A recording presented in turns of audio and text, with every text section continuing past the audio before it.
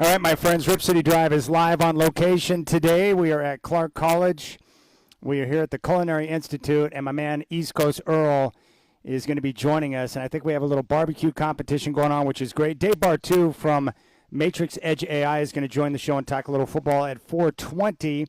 If you want to reach out, you can find me on social media at Chad and Rip City. The telephone number is 503-248-0620. Michael Shacker is with me, and very happy to be once again hanging out with East Coast Earl, who's still buzzing from the New York Knicks winning the World Championship.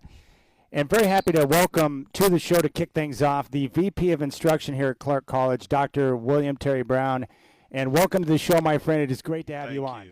Well, it's good to see you. So I guess first off, this is my third year in a row of coming here to hang out with East Coast Earl, but I'm really impressed just at this entire facility and what Earl has to work with when it comes to the students and the restaurant, and just once again showcasing the versatility of Clark College. What's your take on the culinary side of things? Sure. So this is one of our crown jewels, the McClaskey Culinary Institute. We are, I'm going to say, the premier culinary institute in this region.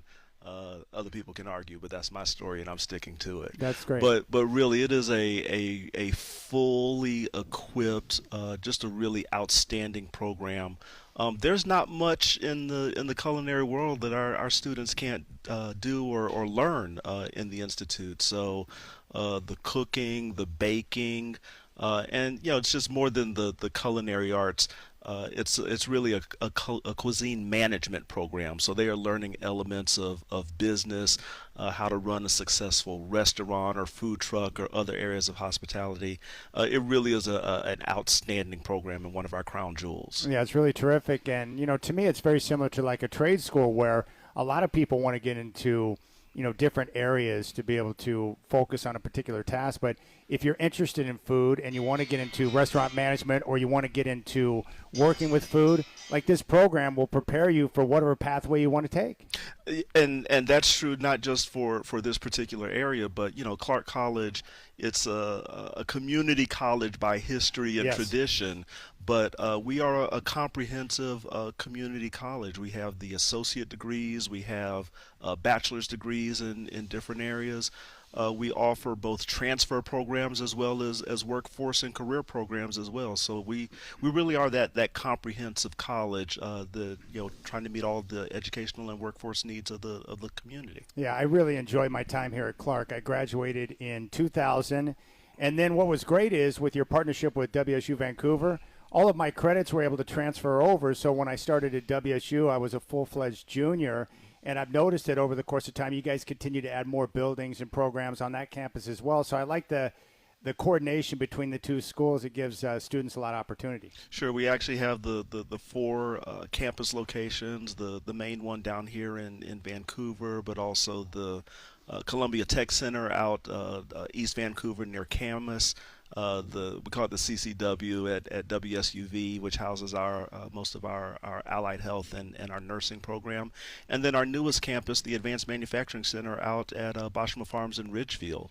So we believe in the community being at Clark College, but also Clark College being out at the community as often and as much as possible. All right. So 2000 was a long time ago, but talk to me about the school, aside from the culinary program, but what are some of the other things that you offer? I know nursing's a big deal. The Culinary Institute is awesome, but what else do you guys have? Sure. Mentioned the advanced manufacturing. We have our computer and cybersecurity programs on the workforce side. We're engaged on the transfer side, everything from anthropology to women, gender, and ethnic studies. So, when I said before about us being a comprehensive community college, I'm not going to say we have everything, but we do have a full range of educational pathways and programs that students would be interested in. And so whether it's career or transfer, we take it seriously. Our job is to help students get to where they want to be. All right, so what's your pathway? Where were you born, and then how did you end up in Vancouver, Washington? Well, that is a long story. I'm originally from Orlando, Florida, yes. And so native Floridian. Through my college and graduate school. I had a birdie tell me you're a big Gator fan, too. Yeah, so I did graduate from the University of Florida. Go Gators. and eventually ended up in Connecticut. Did my clinical internship at Yale University, but more importantly, met my wife there. Oh, So awesome. she's a native of Connecticut. How was the Yale experience? The Yale experience was really, really, really impressive and important for me. Just opening up a whole new world Yeah. beyond what I grew up with.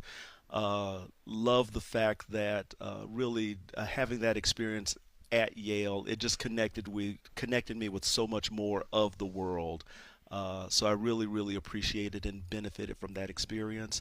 Uh, and at the same time, my heart is always in and with community. So um, it was fine for me to sort of leave Yale and go into community college work, which I've been doing since I finished school. One thing I really enjoyed about coming to Clark is with it being a commuter school, I was into Clark, and then I was with kids who were just out of high school, like myself.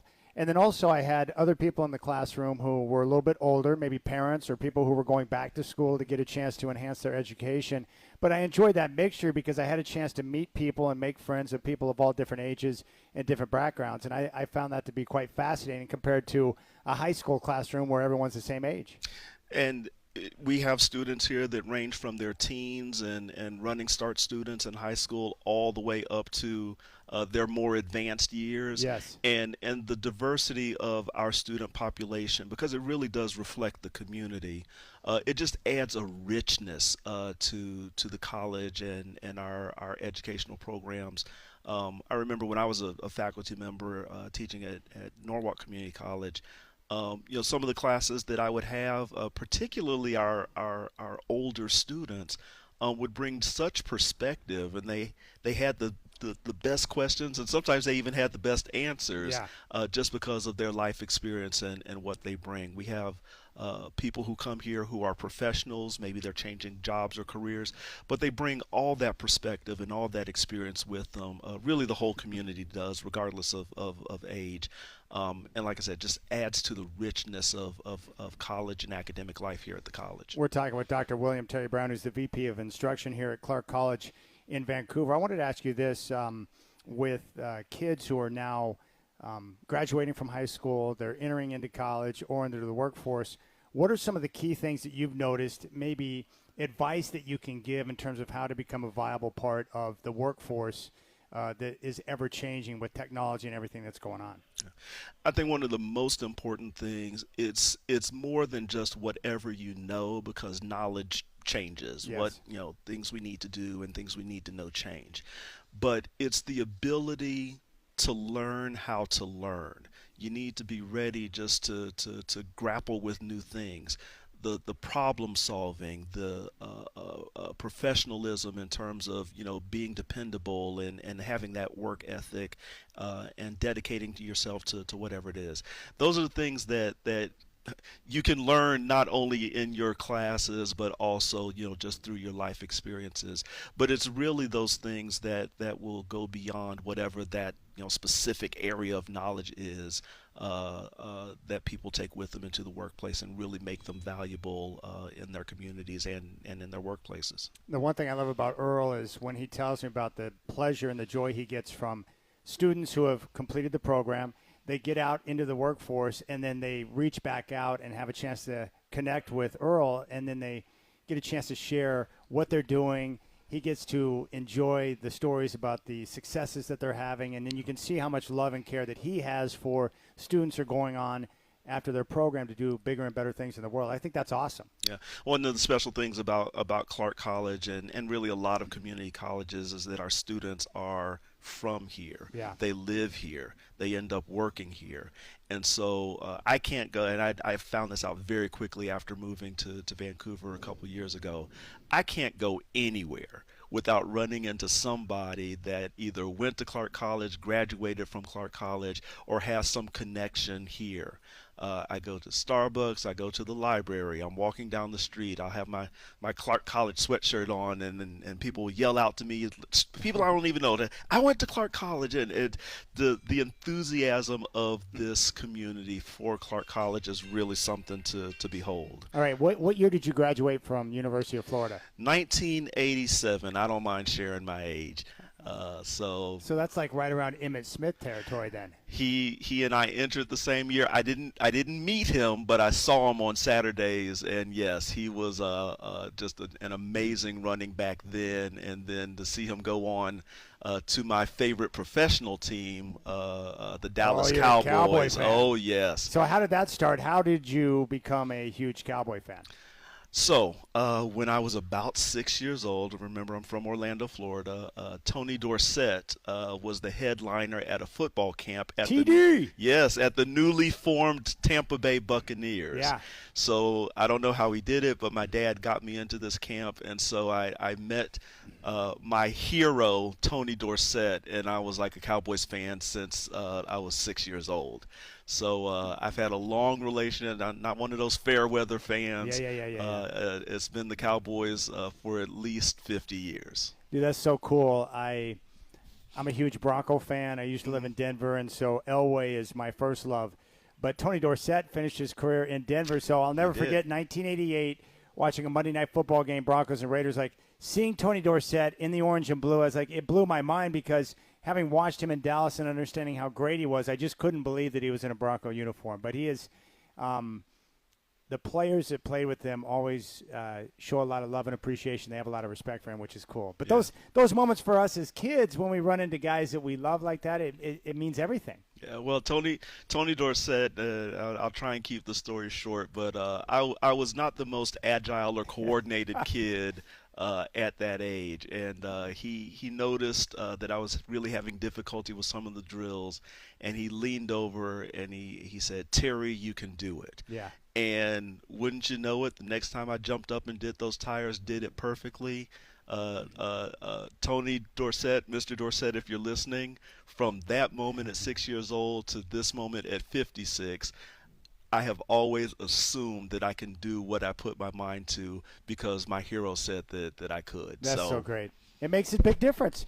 So your favorite era of Florida football, was it Steve Spurrier? I have two of them. Yeah, Steve Spurrier. He started at Florida my senior year, so that was great to see. The old ball coach. And then in the 2000s, seeing the Swamp Kings, Tebow and Chris Leak and Percy Harvin and that whole era. That was a great team as well. And in fact there was that span from 2006 to 2008 where Florida held both the football and the basketball championships. Yeah, it was a great time to be a Florida Gator. That is so awesome. What is it like? I've never been to Gainesville, but how cool is it to be in that stadium in the Swamp on a college football Saturday, just from the moment you get there, the tailgating, and then the game day experience? It looks like it's on TV. It looks like one of the best places in the country. It absolutely is, and I know people at LSU and Penn. I mean, there are lots of different places that are just these amazing places to be, but there's nothing like the Swamp. Well, I tell you what, Dr. William Terry Brown, VP of Instruction here at Clark College, on the Rip City Drive. I appreciate you taking time to join the show. Thank you for having us. Earl has become a really good friend of mine over the years, and it's just great to come out and shine some light on the work that you all are doing right here with the culinary school, because I think it's one of the best in the country. Yeah, well, we really appreciate Earl and the other faculty chefs and what they do here, and not just this program, but programs across the whole college. You can't do much better than an education at Clark College. Have you threatened to write up Earl for being a big Jets and Knicks honk? No, I haven't. But it's under consideration. Well, no. See, I have to be cool about it because Earl invites me to things like this. Oh, okay. So I can't get too mad at him when I forced because of my work to judge a barbecue contest. It's just so hard doing the outcomes assessment. Here at the colleges. So. Yeah. Now I'll be good to Earl. He's been good to me. That's great. All right. Well, hey, I appreciate your time, Doctor. Thank you so much, and Thank you for having us. All right. Appreciate being here. Thanks so much. All right, we'll keep things rolling. The Rip City Drive. Chad Doing with you live from Clark College in the Culinary School. East Coast Earl is going to stop by, and we're having a little barbecue competition.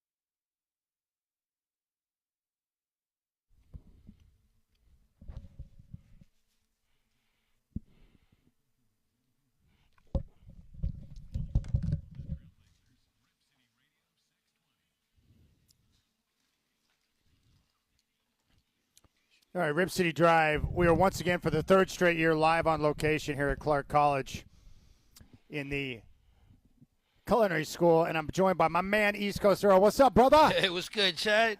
Now, I like what you've got set up today, and it's kind of a barbecue challenge. I did not realize that part of your program, you actually do a barbecue school for the kids. Talk to me about this. Absolutely. So we have elective courses. We call them short courses around here. So I teach a barbecue class in the spring term. This is results of this. So half the class that I have normally, they took in barbecue class. The other half didn't. So maybe you'll be able to figure out who did what. All right, so you've got me, Michael Shacker, and Dr. William Terry Brown, who are basically the judges. So how many different is it all going to be tenderloin? Or Yep, it's all pork loin because, to me, that's the hardest thing to master. It's like chicken breast. Yeah. You can have real juicy or it can go dry really quickly. But why is tenderloin so hard to perfect? Just because the fat content, it's got a lot of top fat, but not a lot of intramuscular fat, so you can get it dry very quickly. I know you had dry pork chops in your life. It's terrible, yes. My mom would make pork chops, and I was like, uh-oh. And my dad knew that it was a mixed bag, but we didn't say anything. But it was always like, oh, which ones are we going to get tonight, right? Exactly. So, yeah, they did a good job, all of them, all around. I've tasted all of them, so, the judge is in your hands. Dude, I can't wait. So this is great. So this is number one. So tell me what I'm looking at right now that I've been sampling. Yeah, so you have a pork loin. It's got a basic barbecue sauce, a tomato-based barbecue sauce, and then some grilled apples and onions. It was brined, so yeah, some of them brined it, some of them didn't, so you'll be able to tell the difference between the moisture content and the salt content. Well, I like this. So the how have the students enjoying the barbecue school? Oh, they love it, especially since the weather is the way it is. I mean, it's challenging because once again, you have fire, and if you don't tend to it, it goes out. Then people don't care; they want to eat. So yeah. It's tricky. A lot of people think barbecue is very easy, but no, it's one of the hardest things to go ahead and master. Well, as you know, barbecue, dudes, and sports go hand in hand, right? Exactly. So what are some of the basics to make sure that whatever you're barbecuing, it's going to turn out good? Well, first of all, I always have a water bottle next to me because once again, flare-ups, that's something that you don't want to do. Get that acrid smoke on there, so it's pretty off-putting. You always want to make sure you tend to the fire. I do not use lighter fluid at all. I think it should be incinerated off the face of the earth. Because once again, do you drink lighter fluid? No. So why are you going to go ahead and put it on coals? That's my whole explanation with that. Use real wood. So the wood that we smoke with today is pecan wood. So, yeah, that's something, just not over smoking like mesquite. So, yeah, you just got to know the variabilities of what the wood is going to taste like and don't mess it up. So how do you know what meats to pair with the types of wood that you can burn with? I mean, it's subjective, but my thing is I like fruit woods. I like tree nut woods because there's a little bit of subtle smoke. You get the aroma, but it's not going to take it over and, taste like an ashtray. So where do you go when you're looking to purchase the wood to burn for your barbecue? Where do you go for that? So we got a local spot here in Washougal. Washougal. Yeah. So, yeah, I've known it for years, and when I could go ahead and get it, storage is kind of tight. That's why I haven't really gone to them. But yeah, they are very good at sourcing, local fruit woods. That's we're, great. We're lucky enough to be in the Pacific Northwest where you have a lot of fruit trees. So a lot of options in terms of different fruit trees that you want to burn with. Exactly. That is terrific. So how are everything going with the school? Tell me about this year and the students and what's been going on. Oh, it's been going great. This is the first time we're actually having a waiting list. We might actually have an evening cohort now because word's getting out and we're getting pretty popular. So, yeah, things have been good. Good business, So you might go to an evening school then. Yeah, exactly. You have two cohorts at the same time, something that we've been trying to do for the last, 10 years that I've been here. So, yeah, it's starting to take off. All right. So for those who don't know, just lay it out for me. You've got two different programs in terms of what kids or students of all ages can come to learn food and get into the restaurant biz. So tell me about the programs. Yeah, so we have a professional baking and pastry program, and then we have a professional culinary arts program. Two separate programs, but we're under the same roof. So we have the certificate program where you can go for 1 year, or you can go for the degree program or the management program. That's going to be a 2-year, 7-term degree. It depends on what you want to do. The certificate, if you just want to do that, that's going to give you the skills to be a line cook. If you want to go ahead and go through the management program, then you should be able to leave here with the skills of being a sous chef and a manager. That is terrific. And I know you really enjoy getting a chance to see your students go on to the workforce and get jobs at different restaurants and stuff. How much do you enjoy watching them develop as they get into their line of work? Oh, I absolutely love it. That's kind of my currency, my reward, because I always say this. I always want students to be better than me. And when I see that happen, it's great. Like this past June, I went to Chicago. I got to see one of my students working in a Michelin restaurant, one Michelin star restaurant called Sepia. So I had their 8-course tasting menu. He actually came out, gave me a course. It was just one of them things that was just so gratifying. How was the course? Oh, it was awesome. Oh, my God. I wish I could show you the pictures of it. But, yeah, it was, like I said, it was a tasting menu. I mean, it was pricey, but it was worth it. And just to see the smile on his face and the gratification, because he's there in the kitchen with people that went to the Culinary Institute of America or Johnson & Wales, my former school. So for him to come from a community college and still be able to hang with them, that's how I know that we're doing a good thing here. Now, will the pleasure of the Knicks winning the World Championship, will that help you get through once football season starts and you have to watch the sorry Jets play ball? Yeah, I knew he was going to come with that, man. Well, we'll put it this way. From what I've seen already, Geno Smith, I'm glad he's back because hopefully he got some unfinished business. If we win 6 games, I'll be happy. But every time we lose, you know what I'm going to see? Game 4. That's right. That's going to be – yep, we lose. I'm going to just take it to Game 4 and watch OG go ahead and get that tip in.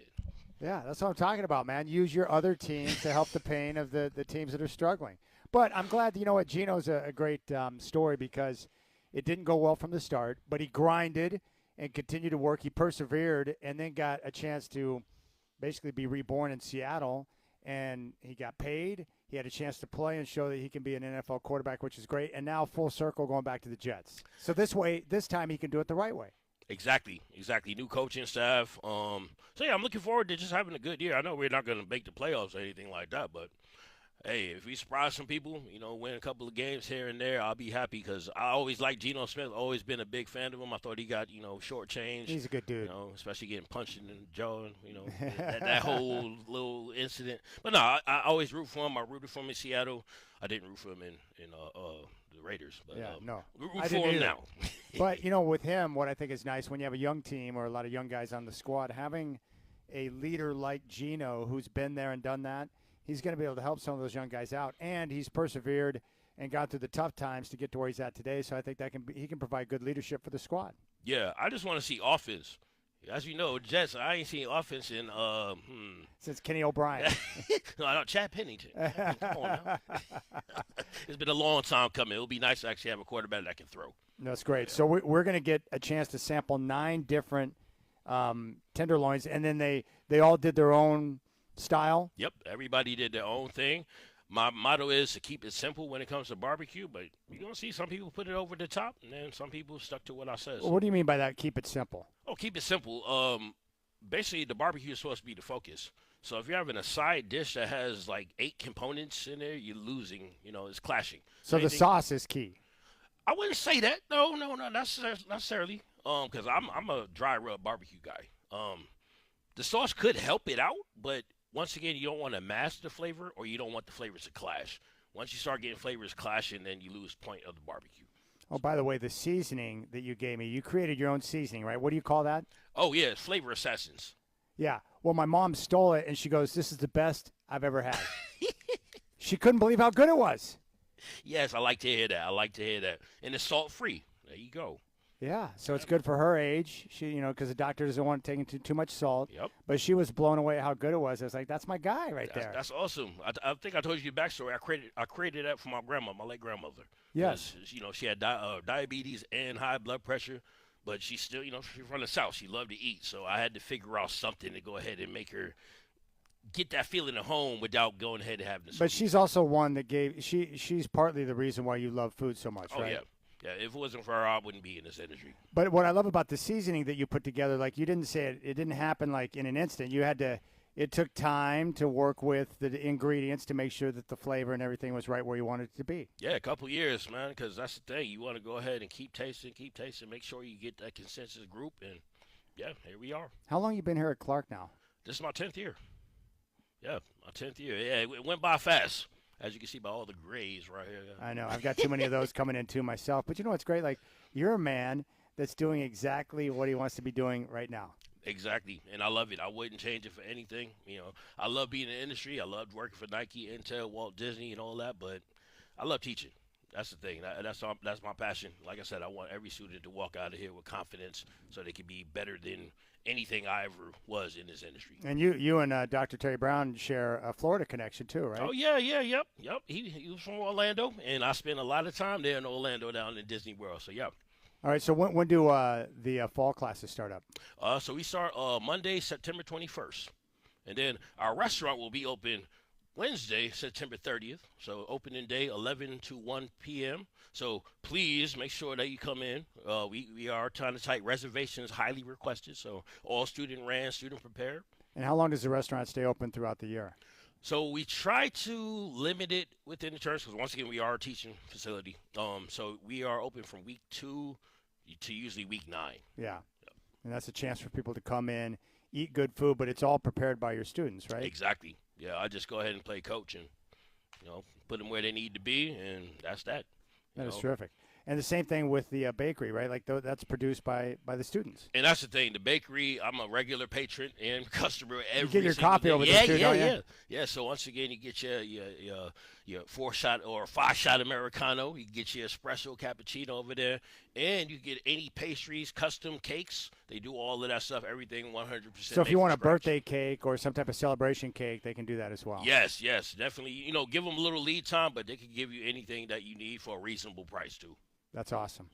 Well, I appreciate you having us once again. It's so good to see you, and I can't wait to judge more of the tenderloin that's going to come out. So, and I like that you chose something difficult, testing your students to make sure that, hey, we got to see if you can do the tenderloin the right way. Yep, exactly. One of them was asking, hey, I'm going to make a pulled pork sandwich, and I looked at them like, I don't think that's going to work. This is too lean of a cut to do that, so they had to pivot, and that's something we always do around here is pivoting. What is your favorite meat to work with when you're barbecuing? Ooh.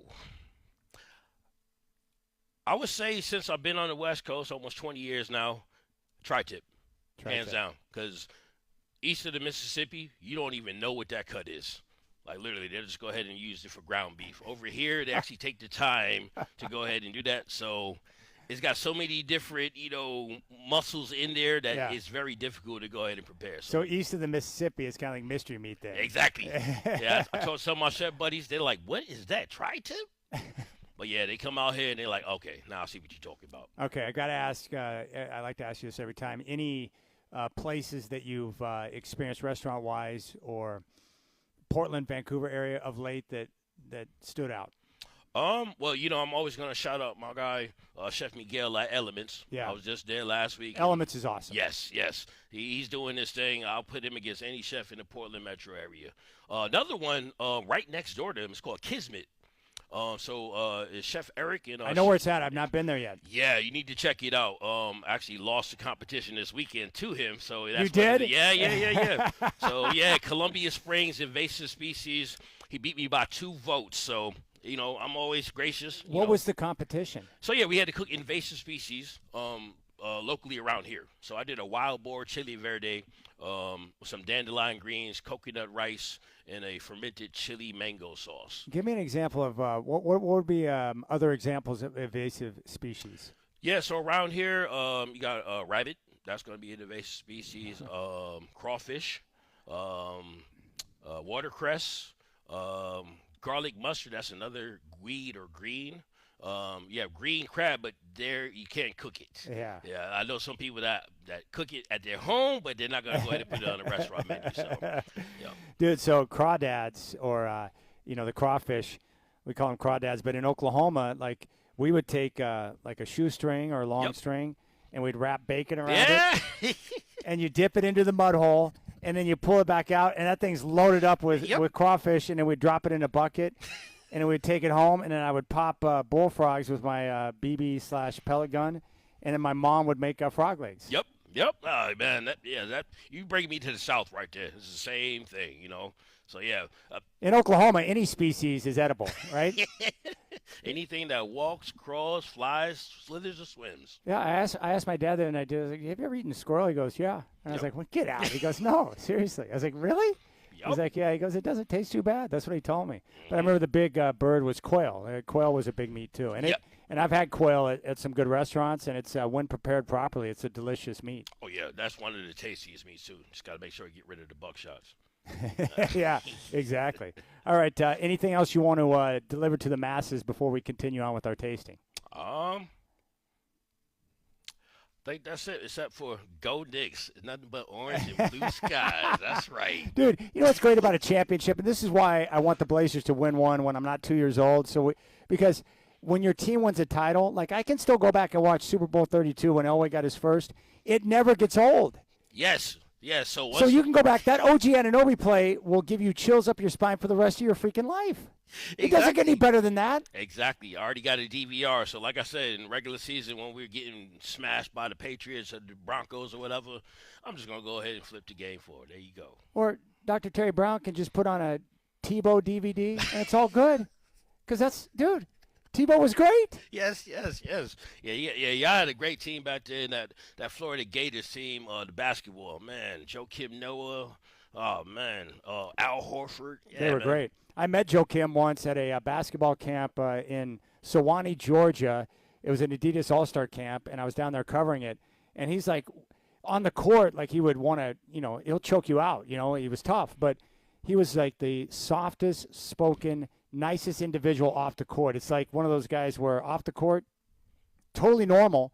On the court, he just turns into Joe Kim Noah, the basketball player. It's like so striking of a difference. I was amazed.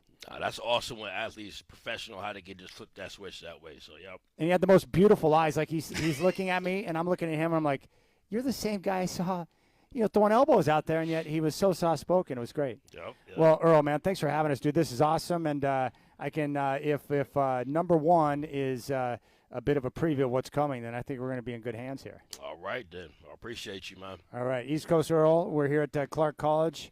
And we're gonna keep things rolling. We got more of a tasting. So how does this work, Earl? So we're gonna taste all 9, and then we just rank which one was the best. Yes. That's pretty simple. Yep. The number one winner, easy to do 1, 2, and 3, but just give me the winner. And does the student get a prize if they win? Yeah. Tomorrow, they're gonna get something. If you, I'll let you go ahead and tell their name on the air too. Okay, good. All right, that sounds great. All right, East Coast Earl. We're here at Clark College. You got the Rip City Drive on your home of the Blazers. Rip City Radio 620.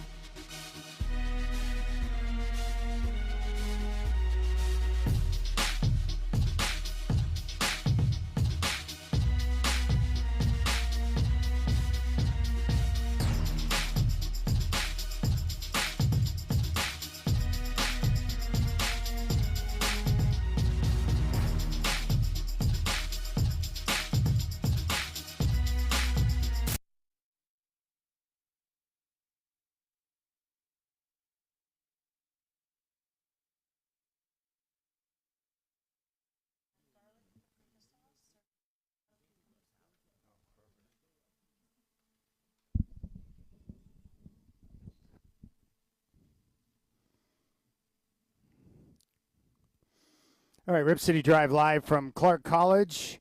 Michael Shacker and I are part of a judging competition for 9 different versions of barbecue tenderloin. And dish number 2 is now in front of us, and it looks absolutely fabulous. If you want to jump on board, 503-248-0620 is your telephone number. 503-248-0620 is your telephone number. Football season is right around the corner, which is terrific. And looking forward to college football getting underway. I can't wait. The games are about here. The NFL season is not far off, so we have a lot of great things to talk about.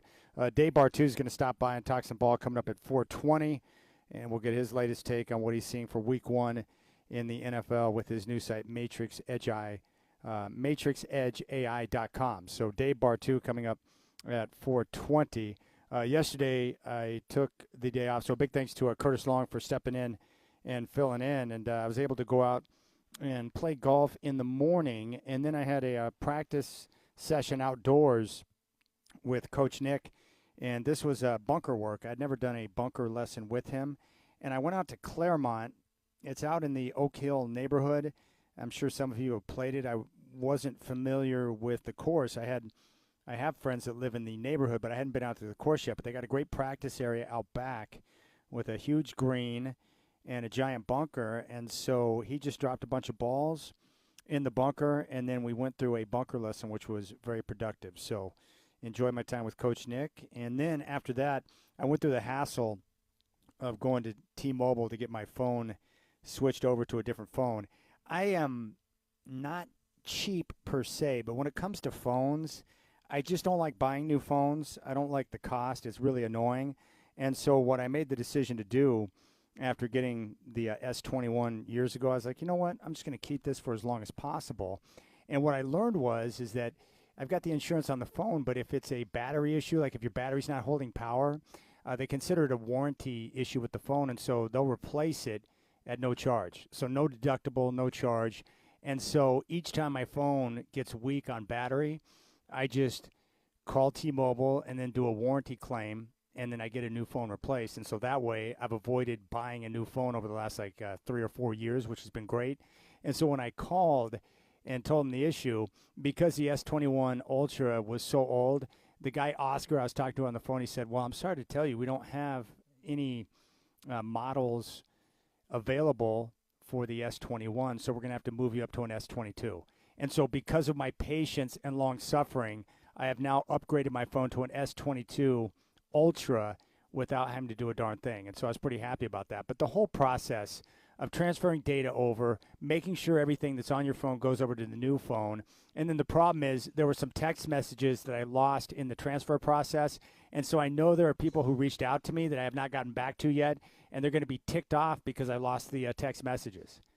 I mean, tell me if you haven't gone through that process before. Now, I would say over the course of time with the technology, they've gotten much better at being able to do the transfer. Like, it's a pretty simple process, but it's still a pain in the backside. So I got that handled. And then today, after the show, I have located a vehicle for my daughter, and it's a standard transmission. So she's going through the process of learning how to drive with a stick. So her first time out, she had about a 60% success rate. She did stall out a few times, so she's not going to be driving her new rig very often until she's up to speed on the clutch, but she's getting there. So it's a bit of a process. But again, that's just more stress that's involved. Now, as you know, my daughter, less than 48 hours after getting her license a couple of weeks ago, ran Grandma and Grandpa's car into a parked car because her foot slipped and she hit the accelerator instead of the brake because she swerved for a squirrel, of all things. It's like I told her, I said, honey, you swerve and avoid humans 100% of the time. Dogs, if it's possible without putting yourself at risk. But squirrels, they're running out in the middle of the road. And I feel like it's on them to avoid the tires, so you don't swerve for squirrels. And as I found out after the fact, she had flip-flops on. Ridiculous. You cannot drive with flip-flops. I tried it once. I was like, this is ridiculous because your foot slips. And then I just went barefoot until I got back home. So anyways, a little stressful, less than 48 hours to ram a car into another car. And the worst part is the person that she hit or she wasn't in the car. I was just parked there on the side of the road. She was really upset, and she sent me a text last night and said, "Hey, Chad, I just want to let you know that you and your daughter have ruined my life." And then she sent me this long text, and I'm like, what? And apparently the insurance company made an offer to her for the damage that was done to her car. And I think, as you know, when you have damage to a car, the insurance company will look at it. They'll do an estimate on the cost to get the repairs done. And if the cost of the repairs are more than the value of the car, they'll total it. And then they give you an offer. My guess would be, based on the text message I got, is that the amount that they offered her for the car is less than what she had financed it for.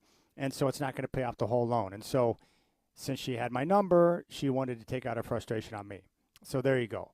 So anyways, I think this car situation should be good. She's going to be paying for it. She's got to pay for the insurance. And I'm just hoping that she'll learn the same things that I did by going through the same process, to be careful, to be patient when you drive, and take more pride in the fact that you're driving a car that you're paying for. So there you go. That's the whole process. But the text message I got, I was like, wait, what? So what I did is I responded because I felt bad. She's a young lady. And so I just let her know. I didn't even address the mean text she sent me. I just said, hey, here's what I do know. The insurance companies have some leeway in the negotiating. So they're going to try and pay you as little as possible. That's what their goal is. But if you find cars, same year, make, and model of your car in the area, and you can show examples of those cars being worth more than what they offered you, if you are able to submit those to them, they'll raise the amount that they're going to give you because they have some leeway, right? It's negotiable. So they're going to try and start with the lowest number possible, but provide examples. And then I said, if you had gap insurance, which I would guess she probably did not, then it would cover the difference between the value they're giving you for the car and the rest of the amount, for the finance. So I did that. So I went above and beyond, but I wanted to try and help her. But again, no response. And even after the accident, I sent her the claim number, the phone number to reach out to. I tried to help her, and I didn't get any message in return. And she didn't respond to the information I sent her yesterday. But I was trying to be helpful, but kind of a messy situation. So then I was flipping through, I don't know, TikTok or one of the social media deals, and I saw a video. It was my daughter. She did like a little music video where she was pretending to sing along, and I'm like, wait a second, what is this? And I was like, is she in a car? So she's in a car, and she's doing this video, and so I immediately went to her. I said, what is this? And she goes, oh, I made a video for TikTok. And I was like, are you in the car? And she goes, yeah. I said, what were you doing in the car with your phone out? We've talked about this. And she goes, oh, well, I was in the drive-thru, and the car was stopped, and it was in park, and so I thought it would be okay. I was like, no, it's not okay. You cannot have the phone out in the car. So I had to lay down the law. I said, look, you know that I'm being serious about this. If you are in the car, I don't care if it's in park. I don't care where you're at. I don't care what's going on. Unless someone is trying to kill you and you're in an emergency situation, the phone must remain off and you cannot have it out. And I said, if you do this, I'm going to take your license and I'm going to clip it up into little pieces. And if you don't believe me, you can test me. But it's like the phone is so, it's like that's the fastest way for a youngster to die, is the phone out in the car. So we can't have that. So anyways, I guess long story short, that the stress of having a teenage driver, like I don't even know how we all survived during that time frame when we were driving. I don't know how our parents were able to manage the stress that they went through when we took off for the very first time. But it's like when you see that, you're like, oh my gosh, like they just don't know what's going on. So there you go. That is where we're at and what's going on. But we did locate the vehicle. She is going to pay for it. I think that will be a good process for her. But the phone is a no-go. It's an absolute no-go. Under any circumstances, no. All right, we'll keep things rolling. We're going to continue our judging here at Clark College of the barbecue competition. Dave Bartu talking some football at 4:20. We're going to have one of his students on, Drew, who's going to stop by.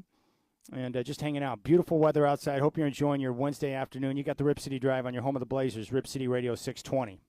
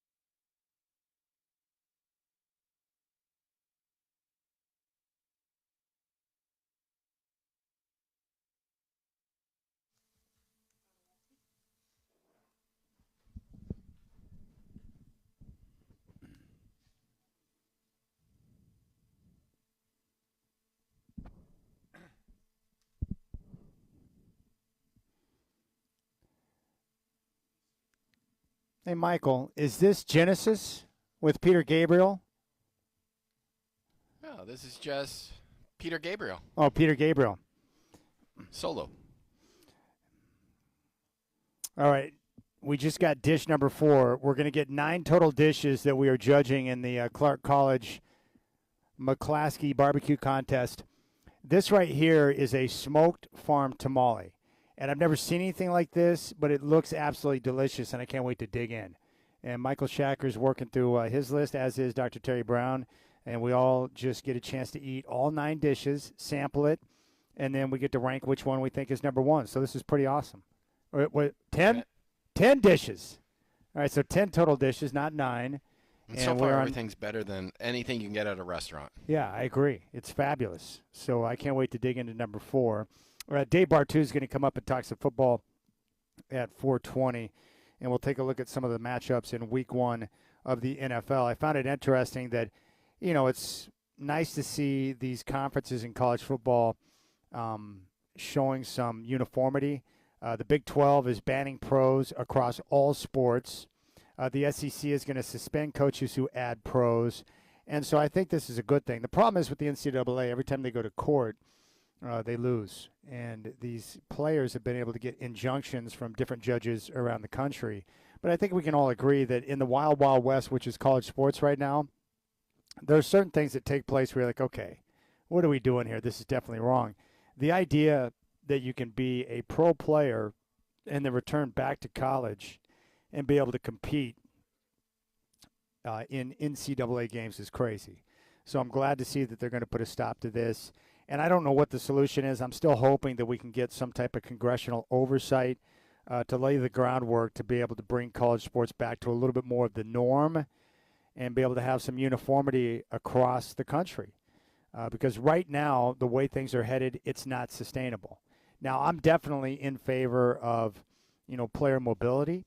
I'm in favor of the NIL, but there's got to be some controls that are put into place when it comes to everything, including the transfer portal.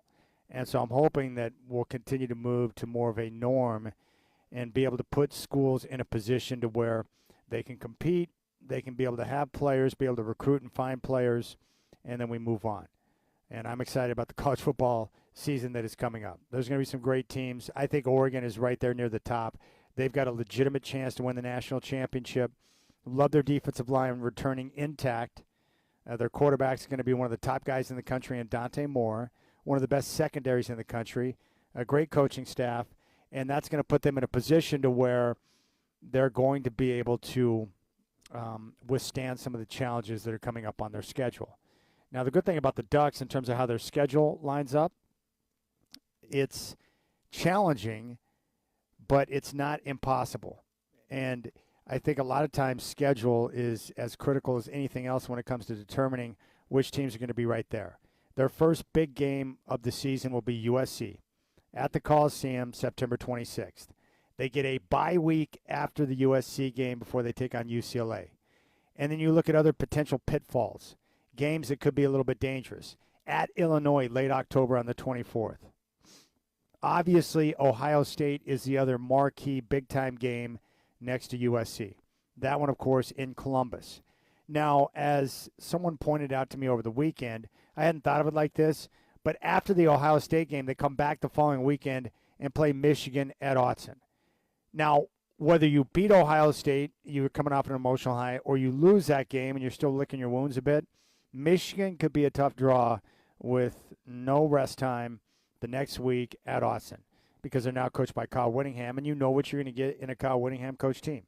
Physical play, toughness, and they're usually not going to shoot themselves in the foot and make simple mistakes. But outside of that, you finish up at Michigan State, home against Washington. Like, that is a manageable schedule. Barring some type of disaster when it comes to injury, Oregon will definitely be in the playoff, and they're going to be in a position to win the conference. So I'm anxious. Now for USC, a team that should be much improved and in the race for the Big Ten, their schedule is manageable as well. They have Oregon. That's their first big game of the year. They start out with 4 manageable games: San Jose State, Fresno State, Louisiana, and at Rutgers. That's the game that Mitch in New Jersey is going to go to, the Rutgers game on September 19th. But then they take on Oregon, They do have to travel to Penn State, but I don't think that's going to be a problem. They get Ohio State at home on Halloween, and then they have to travel to Indiana after a bye week. So they've got 3 marquee games, and then they've got the tricky game at Illinois. So just something to keep an eye on. Something to keep an eye on. Not at Illinois. So they're going to go Oregon on the 26th of September. Then they get Ohio State at home on the 31st, and then at Indiana on the 14th. It's Oregon that's got to travel to Illinois. So, yeah, I think USC is going to be right there, but that's going to be the first, big matchup of the year.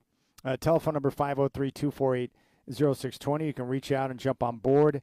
I got a message from Bartu. He sent me the different breakdowns. So he's basically what he's done is he's gone through and he's got detailed information on the Week 1 matchups. And what Matrix Edge AI is designed to do is help you with your wagering and your fantasy football decision-making with the information. And what they've done is they've taken the website and they're plugging in Dave's knowledge, his information, his formulas, his proprietary information into the website and utilizing AI, telling AI what they want it to do and making the website something special, which is great. And I love that. So that's what we're looking at there. But, we'll see. But I guess what I'm trying to say about Oregon is I think they're in a perfect position. I'm just a big believer that when you continue to knock on the door and you do the right things and you put yourself in a position to have success, that eventually you're going to break through. And I don't really see a weakness on the squad. Not only do they have great top-line talent, but they've got depth now where they can sustain injuries, which are inevitably going to pop up throughout the course of the year. And the one thing we saw last year, I would expect it to continue this year. Great balance on offense. And I think for Dante Moore, just having, that time under his belt, the confidence to be able to run the offense, to understand where he needs to go with the football, having an understanding of where his teammates need to be. I think there'll be a certain calmness in the way that he is able to play, in the way he prepares. And that's going to put his younger players in a position to have great success. And with their defense, when you're strong up the middle, and they're going to be tough at the line of scrimmage, one of the best defensive fronts in the country, and then you combine that with being strong on the back end, I mean, they're really setting up nicely. But I like their speed outside. I think they're going to be strong at the line of scrimmage, and with Dante Moore, they've got a chance. And then again, we'll have to wait and see what happens around the country. Is there going to be another team like Indiana that catches fire and becomes unstoppable? Because for the Ducks, the last 2 years, they ran into Ohio State, the eventual champion, and then Indiana, the eventual champion. And both those teams were overpowering with their talent and also playing their best football at the right time of the year. Ohio State had that slip up late in the year 2 years ago against Michigan, and once the playoffs hit, they just caught fire. They steamrolled Tennessee. They hammered Oregon. They took care of Texas, and then they were able to go on and win the national championship. So I don't know if it's going to be this year, but I do think Oregon is in a position. And I just think it's crazy that now the Ducks are in a position where each and every year they're considered national title contenders. It's pretty wild when you think about it, right? I mean, it is. It's really crazy. So we've got the season, which is getting ready to kick off. The Ducks will play a week from Saturday in their opener, but coming up this weekend, we have multiple games. And this is what we've been waiting for, right? Multiple games where we get a chance to sit back and watch. So coming up on Saturday, there's a game in the morning. It's a rematch from that opener last year. North Carolina is going to be at TCU. And then at noon on NBC, San Jose State is at USC. And then followed after that, you've got multiple games. NC State is at Virginia. Hawaii's going to be at Stanford. And then you're going to have New Mexico State, Florida State, and 7 o'clock on Fox Saturday, Memphis and UNLV. And so that's pretty much week 0. And then we kick into week 1. You're going to have a full slate of games on Thursday, and that's going to carry us into Friday where they have multiple games. Oklahoma's going to be in action on Friday, which is September 4th, and then we move into the full slate of action on September 5th. And there you have it. The Oregon State Beavers are going to open up their play in Houston against the Cougars. That's going to be 9 a.m. local time on ESPN, and that's Saturday, September 5th. So there you have it. And then we got to wait, another, couple of weeks before the NFL season gets underway. So it is upon us now. And this is the type of the time that we've been waiting for. But I'm excited to see how things shake out. And as I've mentioned before, what I like about with the playoff expansion is I don't think it's, in my opinion, I don't think it's watered down the regular season at all, because you have more games that have more meaning throughout the course of the entire season, because you have more teams that have access to the playoff. Teams that would have never had access before have access now, and that creates more interest for different schools across the country, different fan bases, and you're playing bigger games week in and week out because certain teams are going to have access now, which is great. I love it. And if they decide to go to 24, I think that's one of the worst college football takes that I've heard, that so many people are concerned about expanding the playoff out to 24 teams. I don't think it's going to be bad for the game whatsoever. The more teams, the more fan bases that have access, the more interest that it's going to create. And I think what you have is bigger games, more meaningful games throughout the entire season. Now, are some of these teams that make the playoff, if they move to 24, going to have a chance to win a legit title? No. But similar to the basketball tournament, those schools who get access and have a chance to compete against some of the best teams in the country, that's a big opportunity for them. And not to mention, it would be a great, TV product and huge moneymaker. So I think it makes a lot of sense. I'm just happy that we have a legitimate playoff. Maybe it's because I grew up without the playoff, and I lived in a world where you had the coaches and the press vote on who they thought should be national champion, and you had these bowl tie-ins with the conferences where we couldn't have certain matchups like Miami and Washington. And then we got to the BCS system, which was better because at least it matched up number 1 and number 2 in a title game. But I think it's probably the scars I had from so many years as a youngster without a playoff to where I'm like, hey, if you want to expand it out to 24 teams, I'm all for it. Because I remember what it was like without it. It was ridiculous. Oklahoma was tied into the Orange Bowl. Same thing happened with Miami and Washington. Washington had to go to the Rose because of the tie-in as conference champ, and Miami was in the Orange Bowl. And they couldn't match up and play. And so we got robbed out of what would have been a phenomenal title game in 91 because of, the way the system was set up. And so I guess because of those scars, I just have no issue if they want to move it out to 24 teams. So that's where we're at. Outside of that, we're going to talk and focus in on week 1. Probably talk some college football as well. We're live here at Clark College, continuing our judging of the barbecue competition. 10 different students have entered barbecue pork tenderloin into the competition, and they can create it and do it any way they want. Myself, Dr. Terry Brown, Michael Shacker are the judges, and we're going to continue to work on our samples. We'll talk with Dave Bartu coming up next. You got the Rip City Drive live from Clark College here on your home of the Blazers, Rip City Radio 620.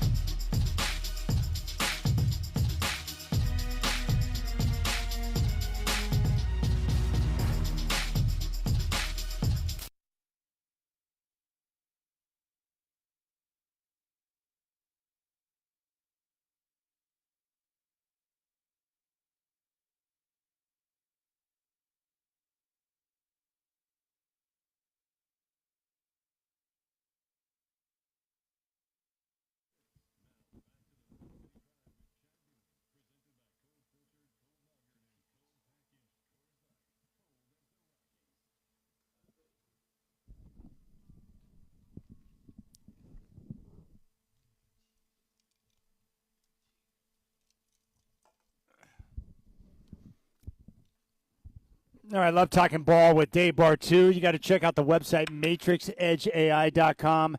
You can go there right now and become one of the founding members for just $5 a month.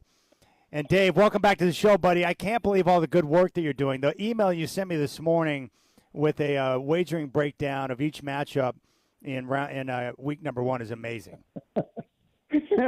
Well, you know something, I've been working on staffing in the NFL and college football forever, right? I mean, it feels like it. It's only been 10 years, but heck, I remember the first time talking to an associate GM at the Eagles, work with Sirianni about building that staff, and I was thinking the other day, and I was thinking about staffing and changeovers, and I was thinking, you know, we like to define coaches by like their win-loss percentage, but also how they cover and how they don't cover, right? And so I'm looking at but then I started looking at, okay, you've got coaching changes, right? And so what happens if we add in offensive coordinator history and defensive coordinator history? You know, and so great example. I don't know if you even had a chance to go through them, but look at Kansas City and your Broncos, right? You got Vance and you got Spags, and those two individually, especially early on in the season, those guys hit the unders almost 65% of the time. So, you know, I mean, right off the bat, we're going to go Kansas City, Denver. This is my first NFL bet of the year. Okay. Right here on the show. Okay. Kansas City, Denver. And I think it's 47.5 right now. So under 47.5 week 1. All right. So I'm looking at that sheet right now, Denver and Kansas City. And right now the Chiefs at home favored by 3. So walk me through the information that I'm looking at. So we know Kansas City is favored by 3. It's an over-under of 42.5, and you've got it listed off each side. Left side is Denver, right side Kansas City. I've got the Denver Broncos as a program. Sean Payton is head coach. Offensive coordinator Davis Webb, no information, of course, because he's a new coordinator. And then Vance Joseph. Right. So break down the information in terms of what you put together here. Right. So 2 things. Number 1, it's not all of this stuff is not on Matrix Edge AI yet. Okay, when we upload volume 2 here this week or next week, all of this is going to be there, but it's not there right now for those that are signing up now, but it's about to get there. So this is since 2010. So the Chiefs, why don't we start with the Chiefs, okay? The Chiefs are at home and they're favored by 3. So all these numbers are looking at the Chiefs and these coaches when they are the home favorite. So the Chiefs since 2010 as a home favorite, 46% cover. They're 49-57 and 2 in this spot. And on the total, now this is a big number, on the total, they hit the over only 32% of the time as a home favorite in the last 16 years. Okay? So so think about that. That's Arrowhead, right? And then you go down to Andy Reid as the head coach. And he's been there since 2013, not since 2010. So as the head coach, he covers 47% of the time at home as a favorite. Under hits 65%. The over hits 35%. Right? So now we got a stadium that's hitting chronically under, and we have a head coach that hits under. Now, I don't know about you, but I'm really not counting Eric Bieniemy as anything because, you know, it's either Andy Reid, and if Eric actually has the job, he gets fired. So he doesn't count for anything in my mind. All right? Yes, of course. And then you hit Spags. Right? Spags covers for when Spagnuolo is the defensive coordinator, 2019 to 2025. He covers his defenses at Kansas City, cover 45%, right there, and with Andy, but it's under 39%. So you have a stadium, you have a head coach, and you have a defensive coordinator with a lot of numbers. You're talking just Spagnuolo is to the over 92 and 111. Or 28-44-2 in this spot as a favorite. And so, but if you take into account all of Spagnuolo's games, he only hits the over 45% of the time. So as a favorite, he really locks teams down. And so you go over to the Denver side of it, and just about everybody, Peyton on the road as a dog, 45% of the time hits the over. Vance Joseph on the road as a dog hits the over only 45% of the time. So to me, this is a big lean in favor of what the Chiefs do at home, but also what Denver does on the road as a dog. All right, so based on the information, then it would look like Denver plus the points, and the under would be the play based on the information. But I'd probably avoid, because you got Peyton as a dog covering 57% as a road dog, 57%. He's 31-23 in this spot. And Vance Joseph, as a defensive coordinator, covers that 56% of the time, So I do lean Denver to cover, the number to be under. But you look at a lot of these other numbers, Reed covering, Spagnuolo covering, I just don't think there's enough juice in there to warrant the bet. There might be better stuff out there in week one. We're talking to Dave Bartu, MatrixEdgeAI.com. Let's go ahead and jump to New England at Seattle because a lot of Seahawks fans are geeked up on the season. They're going to play in the opener. Right now, Seattle's favored by 3.5 with the over-under set at 44.5. What does the data tell you about the side and the total in this matchup? Okay. First thing, side note, can I dog on the Patriots for a second? You don't mind of if I dog course. on the Patriots, do you? No, do it as much as you want. Screw the Patriots. Okay. You can kick Belichick out, but you can't kick out the hate, right, baby? That's right, I can't. It's going to be there forever. Right, with the Patriots, and here's another team, the Jaguars. I've talked about momentum and game control and teams' ability to win when they have it and win when they don't have it, okay? And when you don't have it, the system calls it surviving. Can you survive without your fastball? And most guys only survive about 15%, all right? New England and Jacksonville last year, every single game in which they didn't have their fastball, they lost. They had zero survivability.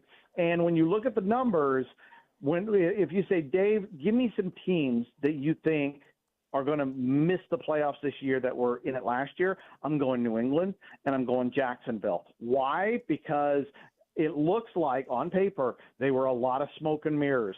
They eked out games. They won a lot of close games, way above the percentage. And when they lost, they never recovered. These guys couldn't punch their way out of a wet paper bag. So, yeah, they were good, but they were not a team that survived. And those kind of teams regress a lot in the next year. So when we're talking New England, I think there is going to be a significant regression. The numbers say it's about a 46% chance they didn't even make the playoffs this year. So wow. Back to these teams, right? Back to these teams. We got an new offense and defensive coordinator at Seattle. Now we really don't have a new defensive coordinator because it's still Mike Macdonald. My Mike is. I mean, he kind of broke the mold a little bit here. The non-CEO never wins the whole thing. Maybe in college football, but in the NFL, we got plenty of play callers that win titles. So I expect the defense to still be great in Seattle because Mike Macdonald is the number one graded defensive coordinator in our system since 2010. So the defense is going to be there. The offense, huge question mark because Fleury's never called a play. We got nothing on this guy. So he's as green as it gets. So we expect a little bit of blowback there. But Mike Macdonald, as a home favorite in Seattle, covers 46%. It's 11-13-1 in this spot. And as a home favorite on the total, it hits over about 52%.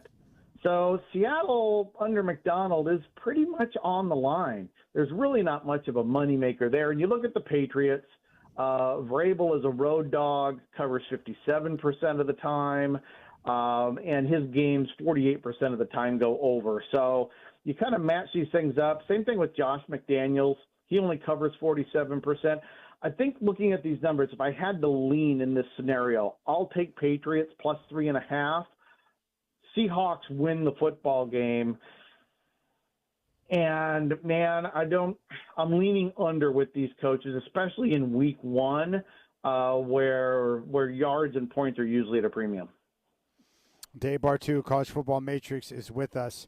This is such good information as we take a look at week number one. I want to jump to another game, my friend. Chicago at Carolina. A lot of Bears fans in the area. A lot of Bears fans are geeked up thinking their team's going to make a big run this year. Right now, Carolina plus 2.5. Total set at 47.5 with the Bears at the Panthers. You look at these numbers, man. Does this thing just scream over right now, just without even big time? Right. Oh my God. So we got the total when I made this. It was 47.5. Now, folks, everybody listening, week 1, a lot of stuff gets bet down because the under is a really happy play in the NFL and college football. But Ben Johnson, now he only in this particular spot on the road. 64% of his games go over as a road favorite, okay? Wow. Defensive coordinator, Dennis Allen, 51% of them go over. So we got 64%, 51% as a road favorite for Chicago. But you flip over here to the Panthers. Now, granted, a lot of these guys don't have a lot of experience, okay? So we don't have a big sample size, but the numbers are fun, okay? Dave Canales, did I pronounce his name right? You got it right. Dave Canales, baby, you nailed it. Okay. In this spot, okay, 62% over as a home dog.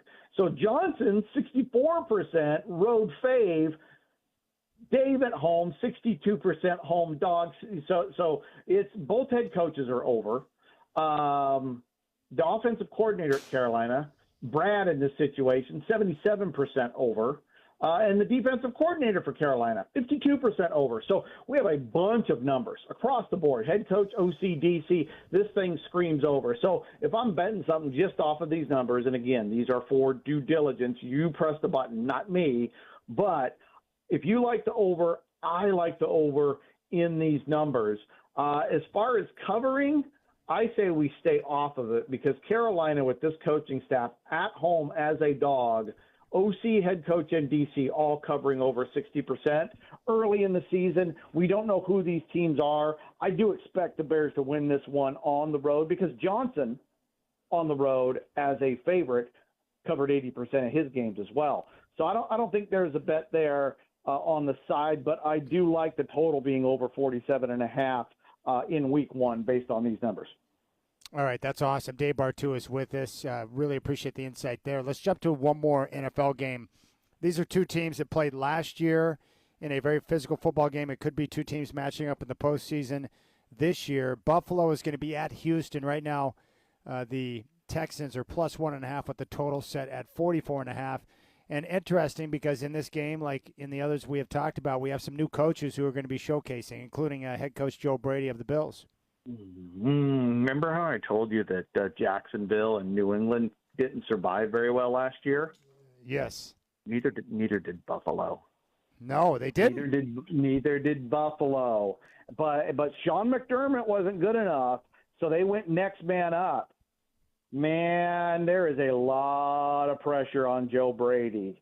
Lot of pressure on this team. And I'd stay away from the Bills, at least early on. I think this could be a house of cards. I think there's a really, really dangerous scenario. And I'll take Houston in the points at home, no question, because DeMeco Ryans at home as a home dog, 60% cover rate. Now DeMeco's calling plays, so we don't need to look at the DC. And he's got a new offensive coordinator with no history. Okay, so given that the best unit on the field in this game is going to be the Houston defense, it will be. We have a total of 44.5, and Ryans at home as a dog under 66% of the time. So this football game, you look at these numbers at home, Ryans win, Ryans cover, and the total on this game under 44.5. But I think put a pin in Buffalo, right there with New England and Jacksonville. I think those one or two of those teams is at serious risk of barely getting to 500 this year and missing the playoffs. Wow. That would be a shocker if the Bills were to miss out on the postseason. I really like DeMeco Ryans. I think he's done a great job. But, man, I love it, Dave. This is amazing. I did want to ask you, with college football kicking off this weekend, there's not too many games on tap, but we do get USC and San Jose State, North Carolina and TCU. What are you going to be paying attention to with a handful of games that are going to be played on Saturday? Oh, we need to bet on Saturday, don't we? I mean, if we're talking NFL betting, we got Yes. to pop one here for college football. Okay, get this. Memphis at UNLV. Now, one of the first things I love, week 1 in college football, week 2, week 3, non-conference games, teams with more talent catching points. Teams with more talent catching points. That is Memphis. Memphis is catching 3.5 at UNLV. They are a much better recruiter. Dan Mullen at home as a favorite, sub 500 cover at home as a favorite. Charles Huff on the road as a dog. He has been at Southern Miss. He has been at Marshall. He covers 62% on the road. His new offensive coordinator as a road dog, 80%. His new defensive coordinator, 72%. My pick for this was for week 0 in college football, Memphis plus 3.5 at UNLV, baby. Oh, I love it, man. I can't believe the games are here, Dave. It's going to be so freaking awesome to be able to sit back and watch some college football. And then after we get past this weekend, then the local schools, including Oregon, are going to be in action. So, what is your overall season outlook for the Ducks? They're clearly one of the favorites in the Big Ten, but what do you see happening for Oregon this year? You know something? I think this is 100% on their offensive coordinator and Dante Moore. It's like the scales of justice. I don't know which way it's going to fall. All right, because Dan Mullen or Dan Lanning, and we were just talking about Mullen. Dan Lanning, you look at his numbers, he is a national championship coach. Folks, there's no window for Oregon, okay? It's not, they got to do it this year and they're never going to do it. Shut up. Dan's got it, and they have the talent. They're going to be here every year as long as they can buy top 10 rosters. So stop with the they got to do it now thing. Defensively, going to be a monster defense. I love their new DC, Chris Hampton, very, very high ceiling. Offensive coordinator shows an extremely low ceiling. He is our lowest graded offensive coordinator in the Big Ten. So here's the $1 million question for me. Is this a Justin Herbert, Marcus Arroyo situation where Justin Herbert made Marcus Arroyo look so good after being so bad that Marcus Arroyo got the UNLV coaching job only to drop 3 consecutive bottom 10 offenses when he got down there? Okay? Justin elevated him because he was that good of a quarterback. Sam Levitt at Arizona State elevated Arroyo because he's that good of a quarterback. So my question is, does Drew pull down Dante Moore, or does Dante just put Drew on his back and carry this team? That's the ultimate question.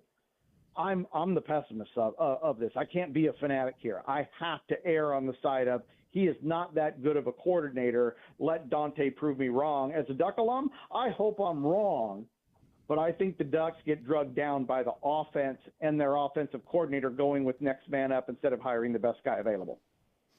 All right. Now, with the offensive coordinator, Maringer, the data, you've got him as the lowest rated coordinator in the conference. Are you basing that off of all the work that he's done at that position, whether it be at Rutgers or Florida Atlantic or New Mexico and Oregon? How did you come up with data on someone who's never really been the primary play caller? He's only been the primary play caller for 12 games. That's where I got that. Okay. Yeah. So granted, our grading system, he doesn't have a true grade in our system because you have to be at your position for 4 years. Yes. But what he did at Rutgers, it's not safe for work. You can't open the film while you're at work. Okay. It was absolutely horrific. Everything at Rutgers. And I know a lot of fans will go, well, Rutgers has no talent. Look, our grading adjusts for the talent you have versus the talent you faced. Everything at Rutgers regressed. They hired him to go forward. Everything went backward. Everything. Okay?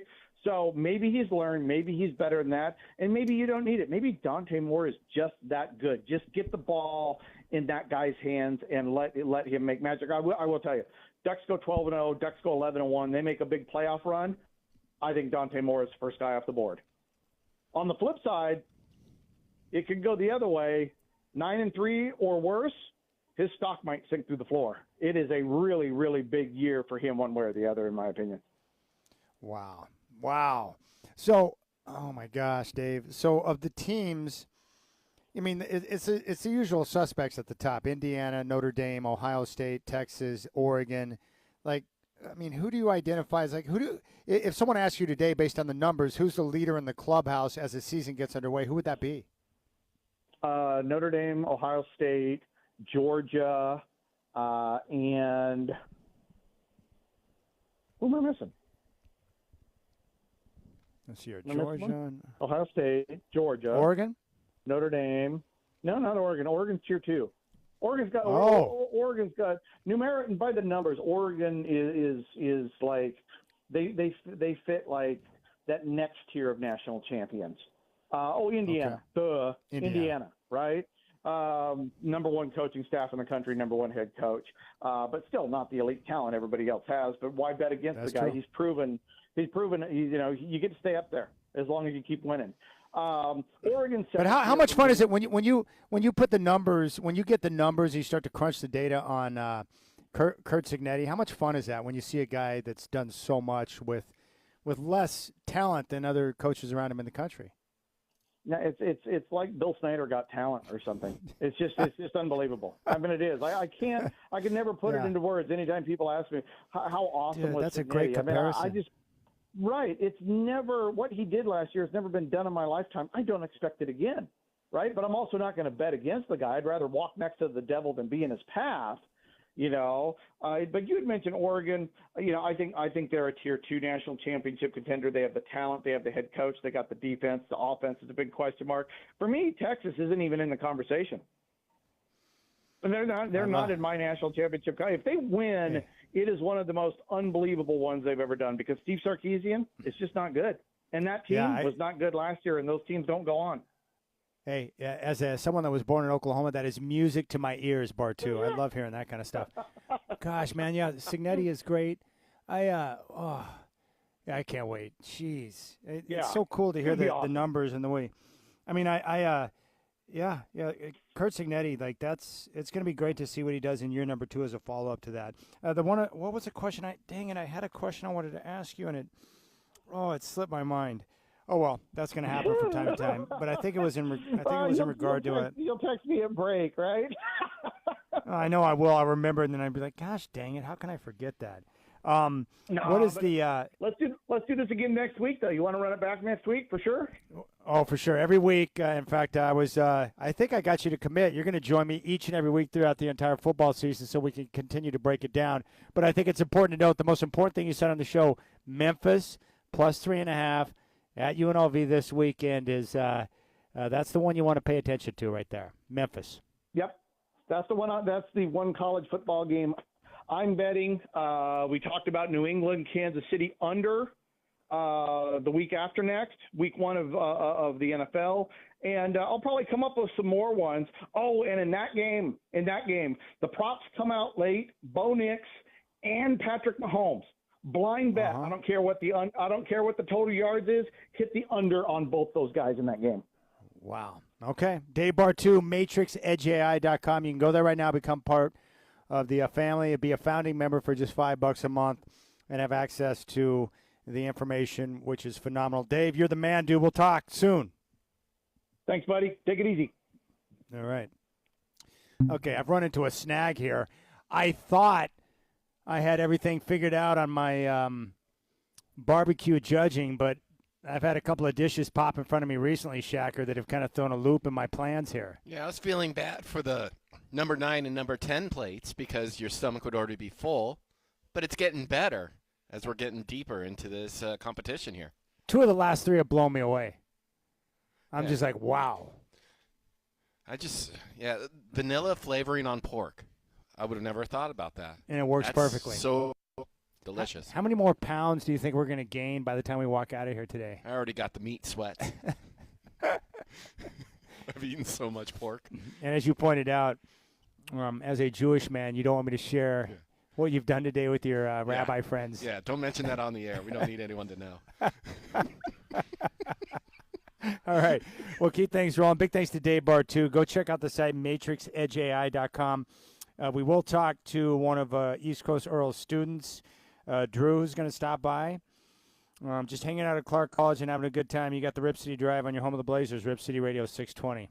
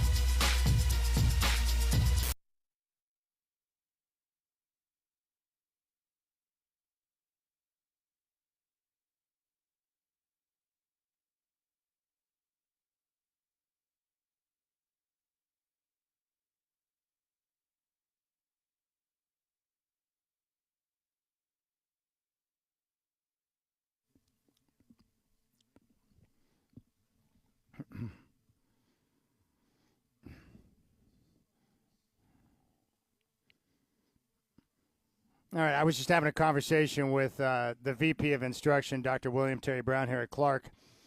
So we have now sampled all 10 of the entrants into the pork tenderloin barbecue competition. And I was talking with the doc, and he and I both agree on the same number that we would have at number one. Michael Shacker is still going through his process of decision-making. But what makes this competition so great is that while it was easy for me to choose number one, the separation is not significant. There are several dishes that include different flavor profiles and creativity that's really impressive. Really impressive. And what makes it even more impressive is what Earl told us earlier, is that, he chose the tenderloin because he said it's one of the most difficult meats to prepare. And so when you see the work and the creativity and the efforts that were put into this, it's awesome. And the reason why we're out here today is for a couple of different reasons. One, to highlight what East Coast Earl is doing here at Clark College with the Culinary Institute. It's really awesome, and it's a great program if you want to get into, the world of food and be able to have the background and the education you need to get into the business, but also to highlight what the students are doing. And these are, good people that are a part of the community who are enjoying getting a chance to work in this program and to shine the light on them as well. So, in fact, we're going to talk with one of the students coming up next. Drew's going to stop by, and we'll get his take on the program and talk about some of the barbecue. If you want to jump on board, I would love to talk with you, 503-248-0620. Big thanks to Dave Bar 2. You got the Rip City Drive on your home of the Blazers, Rip City Radio 620.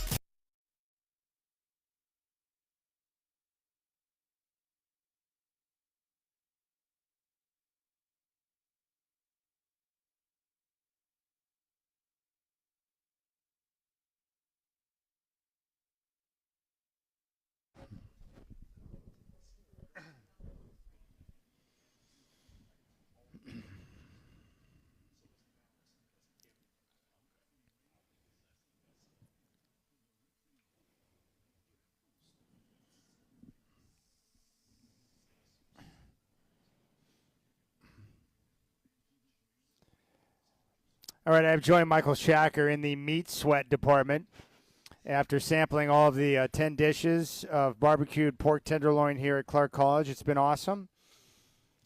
And Shacker finally made his decision, so all three of us, Dr. William Terry Brown, myself, and Shacker, are all in agreement on the pork dish that stood above every other dish. And now Shacker's wife, Brenda's here, and she's going through the same taste test, and we're going to find out. I'm curious to see where she'll come out on the different dishes that are out. But this has been a lot of fun, and I'm joined now by one of East Coast Earl's students, Drew Taylor, who, like myself, is a Prairie graduate, Falcon Power, and he initially got his degree here at Clark and then came back to go through the culinary program, and here he is with us on the show. Drew, thanks for stopping by, my friend. Yeah, of course. Thank you for having me. Now, you actually submitted a dish for this contest as well, didn't you? Yes, I did, yeah. That's great. And what year are you in the program? So we're in between first and second year. Summer's like a transitionary period.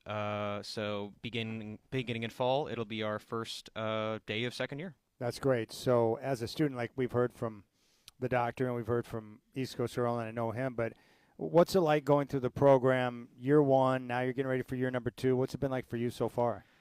Year one is a lot of just learning fundamentals, learning your knife skills. I mean, the first 2, maybe even 3 weeks is just all about your knife skills. We're just in the cold room, cutting potatoes, cutting carrots, just learning all these little knife skills. How helpful is that, by the way? It's super helpful. It's super helpful because on every single one of our tests for the middle and the end of the term, you have to do knife skills. You have to do julienne, you have to do bâtonnet, 6 of each. You have to incorporate them into your dish. You have to do a tablespoon of fine mince, typically parsley, but you use it typically as like a garnish. But yeah, so they're super, super important. And I would imagine, too, just basic knife skills increases safety as well when you're handling and doing work. Because, I worked in restaurants when I first, started working, and I cut my finger on the line. And, because you're in a hurry, you're working quickly. So I didn't go through and have proper knife skills. So that's part of the reason why I diced up my finger. But that's part of the benefit there. Yeah, 100%. I mean, I'll be honest, and I've cut my finger a couple times too, so I'm not perfect either, but that's how you learn. Just, be real careful, get called the bear claw. Make sure you're just touching the knuckle with your knife and just making sure you're not cutting any tips of your fingers off. That's exactly what my mom taught me, was the bear claw. Yeah. She's like, no, you're doing it wrong. You got to do it like this. I was like, okay, that makes perfect sense. So what's been your favorite part of the program thus far? Man, that's honestly tough. I mean, all of the practicals, the tests where we're cooking have been super challenging, but it's also like a really great chance to be really creative. So that's a great part. And I mean, through this we get to meet so many cool people. I did the meat cutting class. That was amazing. We broke down whole pieces of pig, whole pieces of cow, sheep. We also got to go to Olympia Provisions. That was super interesting. What is Olympia Provisions? It is a cured meat business. I'm trying to think of how I would say that. That is local to the Pacific Northwest. They have a giant warehouse in downtown Portland where they just do lots of great different cured meats, sausages, things like that. That's terrific. Is there a basic fundamental system that you follow, or is each animal that you're breaking down different? They're pretty similar. I mean, like, with your pork loin, with your beef tenderloin, they're all about in the same place. And with butchery, it's like, I thought it was a lot of cutting through meat, but a lot of it's just cutting in between the individual pieces to get the individual muscles out. Yeah. So I'd say it's about the same process, yeah, for so most animals. what brought you back to Clark after already spending time here as a student, getting a degree, coming back and deciding to be a part of the culinary program? I did Running Start, got my degree through here. I started going to WSU to try to be a mechanical engineer. I didn't really like that. It wasn't really where I felt like I fit in. And I'd always been cooking. My grandmother has always been a super big influence on me, like teaching me how to bake and everything. Yeah. And so my mom had been telling me forever. I mean, a lot of people in my life had been telling me that I should just go to culinary school, just go and try it. And I hadn't listened to them for forever, and I was like, I don't really know what I want to do, so I think I should just try going to culinary school. And it's been one of the best experiences ever.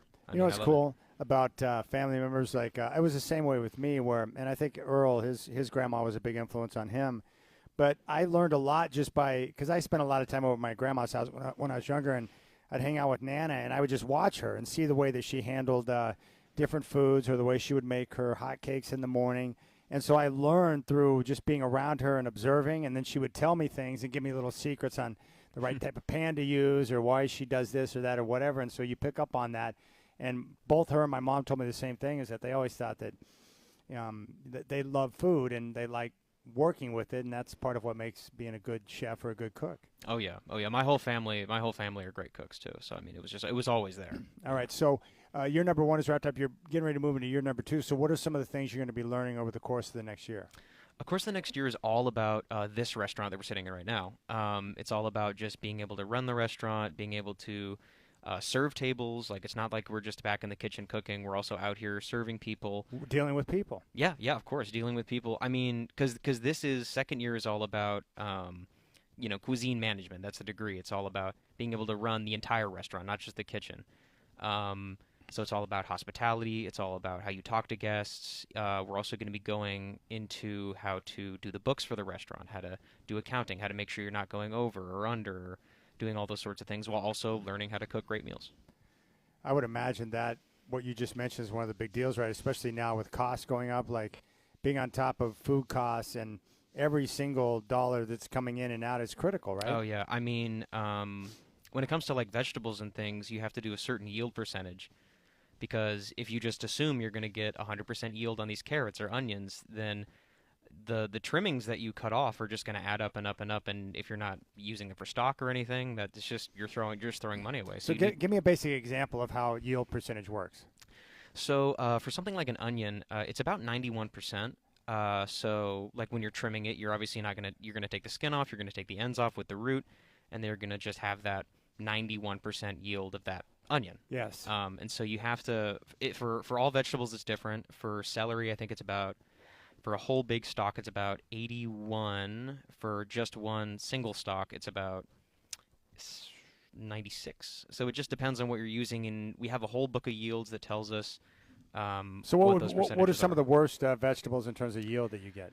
Oh, man. I mean, I can't think of any off the top of my head. But this is fascinating to me. That makes perfect sense, right? Mm-hmm. When you buy an onion, obviously you're not going to utilize the whole onion through the process because you have to trim some of it off. Oh, yeah. I mean, bell peppers aren't great because typically what you do is you take the whole middle out. Yeah. And then I cooked one last night. And yeah. Let's say my yield percentage was not exactly, it might have been 40% after I was done hacking it up. Oh, yeah. Like, you got to take all that, like, nasty white stuff out. You got to take the seeds out, the top, the bottom, yeah. So it just...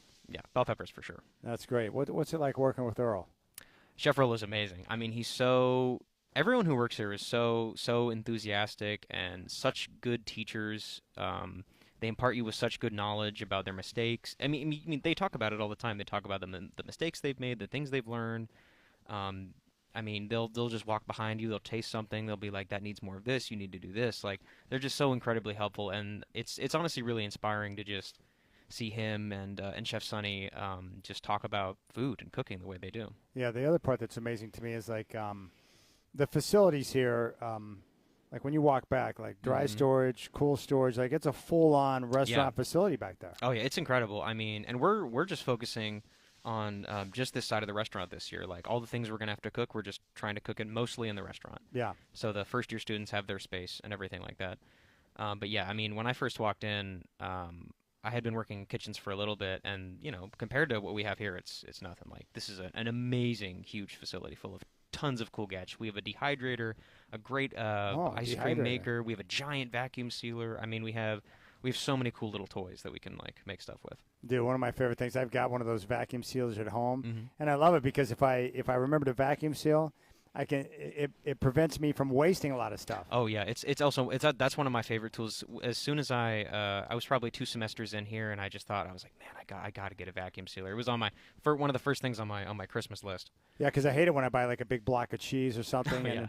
and I don't like the dry. It gets gross real quick, and I don't like that. Yeah, but the vacuum sealer is a lifesaver. So, what's your favorite food? Like when you're cooking for I would imagine you got some family or friends like, oh Drew, hook us up, But like, what's your favorite things to prepare? Or what type of food to deal with? I mean, I really like challenging myself to try to cook new things every time when I have people over or things like that.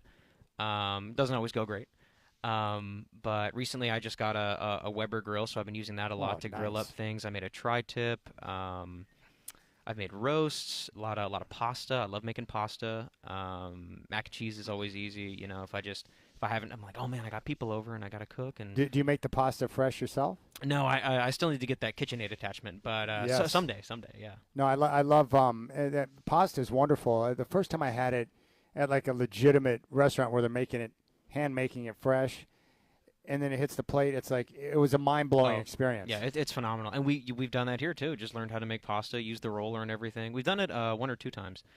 Made ravioli. We made gnocchi. That's another one. Gnocchi's awesome. Gnocchi's that's phenomenal. It's phenomenal. It is hard to do right though. Yeah, especially the first time. What about have you been to any areas or any restaurants in the area that stand out to you? Any spots you like to hit? Yeah. I mean, I love. I work at La Bottega currently, which is just down on Main Street. Love La Bottega. I've been worked there for about a year now.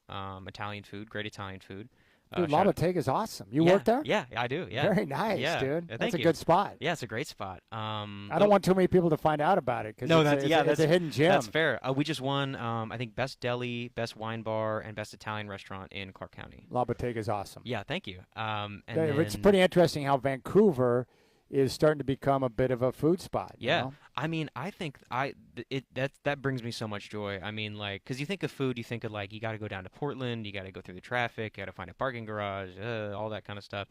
And you know, I don't mind doing that because I'm a huge foodie. But it's great to see that like that stuff. It's always been here, but it's kind of moving up here. I mean, the best Thai food I think is just up the street from La Bottega at this cart called Thai for You. It's the best pad Thai I've ever had. So I mean, it's nice to see that we have that great food community. That's awesome. All right, Drew Taylor, who's part of the program here, the culinary school at Clark College, hanging out with us.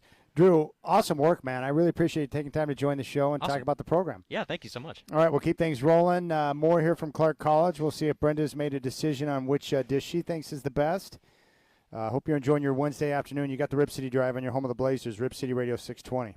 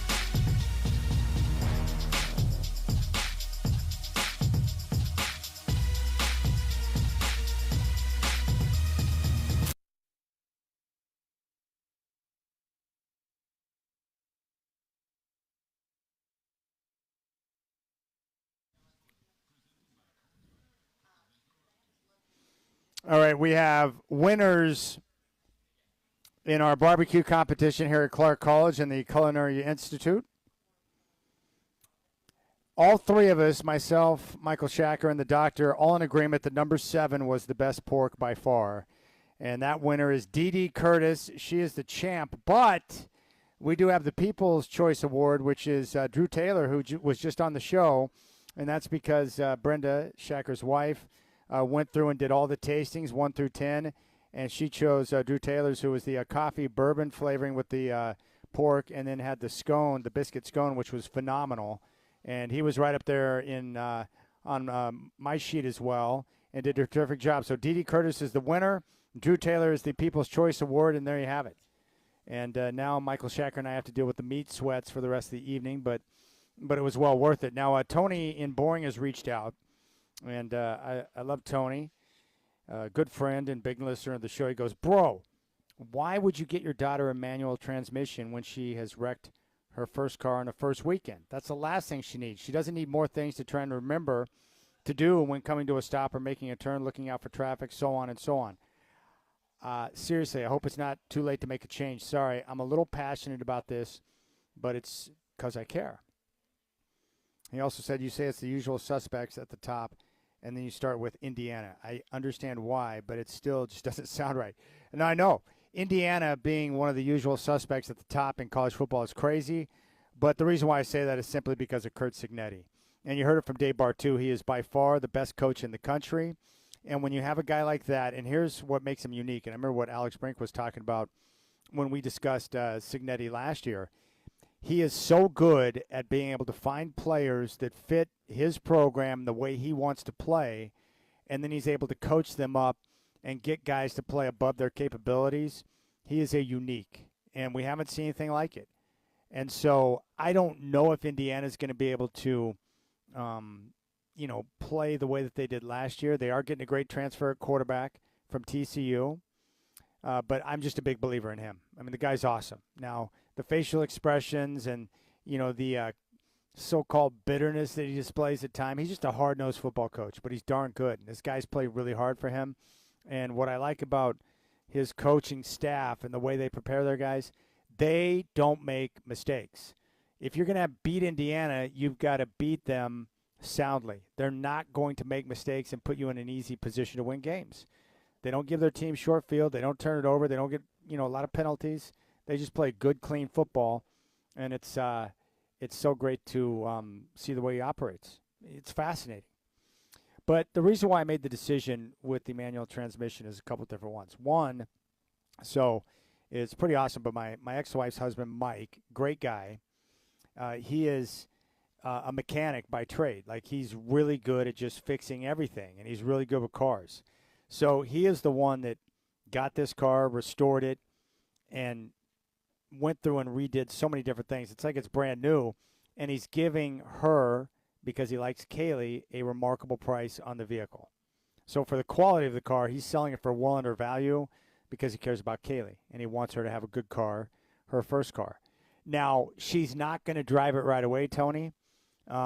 Grandpa started with the clutch teachings yesterday with his Jeep. So they went out to the fairgrounds, a massive parking lot up there with it's got different slopes in the parking lot, uphill, downhill, everything. So she had a chance to work, and she's going to continue to work and practice until she's got it down pat. Until then, she will drive her mom's car, which is an automatic transmission, until she's comfortable and confident with the transmission. So this will be a slow transition into her utilizing the car with the clutch. But it will not be until she displays competency with that. So I'm not going to throw her into the deep end of the pool. She's not going to be driving alone, and she's not going to be driving out in dangerous areas until she's got it down. So if that takes a month, if that takes 2 months, if it takes 3 months, whatever the time frame may be, then that's how we're going to do it. So I understand your concern.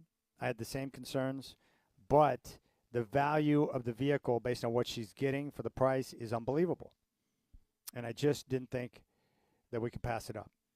And the way that the payment structure is going to be set up, it's going to be manageable for her with a part-time job to pay for the insurance and the car.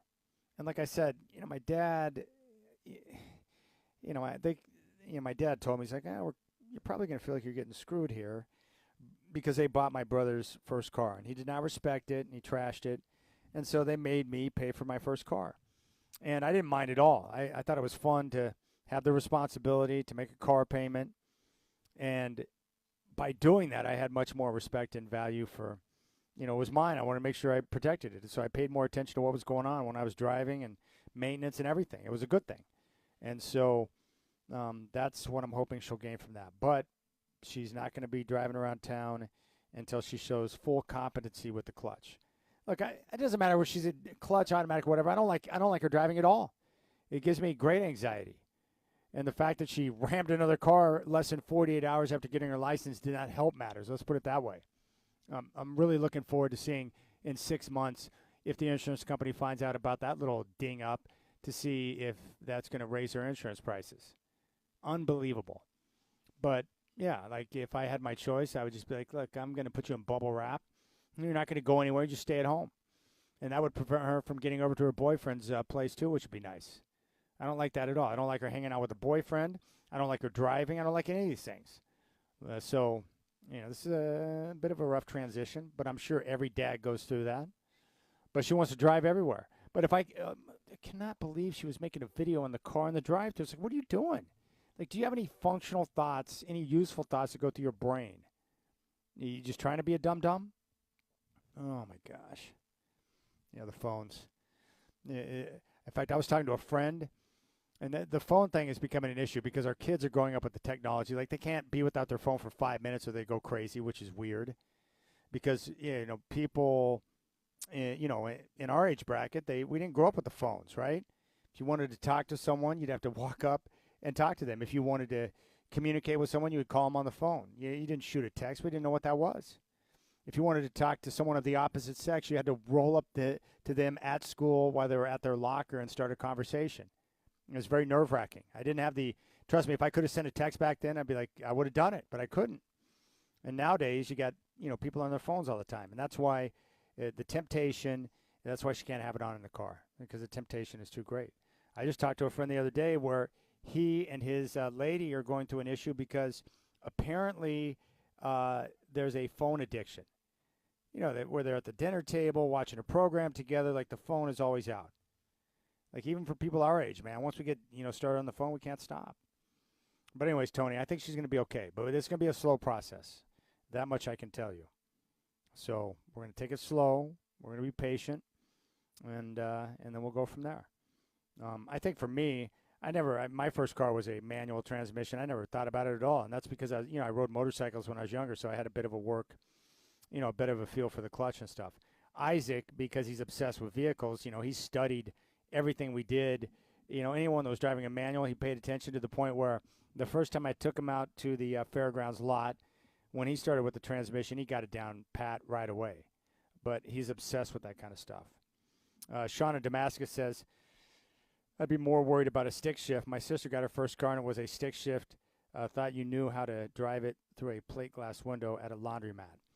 What? She drove it through a plate glass window at a laundromat? That's not helping me, Sean. I can tell you that much. 503-248-0620 is your telephone number. So D.D. Curtis is the winner of the barbecue competition. Drew Taylor got the People's Choice Award. And Shacker, did you enjoy eating all the meat? I love enjoying all the meat. The sandwich was the 10th one, and I feel bad for that one because my stomach was pretty full, and I'm a big fan of a pork sandwich. I agree. They came at the end. And I'm thinking that pork was cooked perfectly.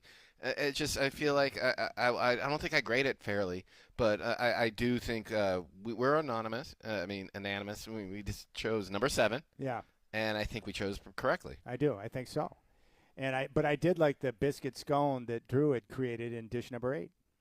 Yeah, that had some good flavors too. He had multiple flavors also. He provided like the fruit dip for the scone. Yeah. Yeah, and he had some sauce for the pork too. The coffee, bourbon sauce. Yeah.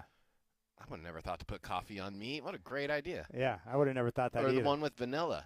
What an excellent idea for like if we were going to grade something on being original. That's the most original idea when it comes to seasoning pork. But I would say you're right. The sandwich that came at the end, the pork sandwich, Excellent slaw. I love coleslaw. the slaw was great. The combination of flavors on the sandwich was fantastic. Yeah. They married together perfectly. I'm thinking if that was the number one dish, I would have eaten the whole sandwich, and then the other 9 porks would have been having to deal with the full tummy. Yeah, no, that's great. That's pretty cool that we all went through the 10 dishes and we all settled on number 7. And I'm still sweating. Yeah, And it's nice and cool in here. yeah, it is a nice air-conditioned building, so we're comfortable. But there you have it. So hanging out here at the McClaskey Institute. East Coast Earl is here and just enjoying our day.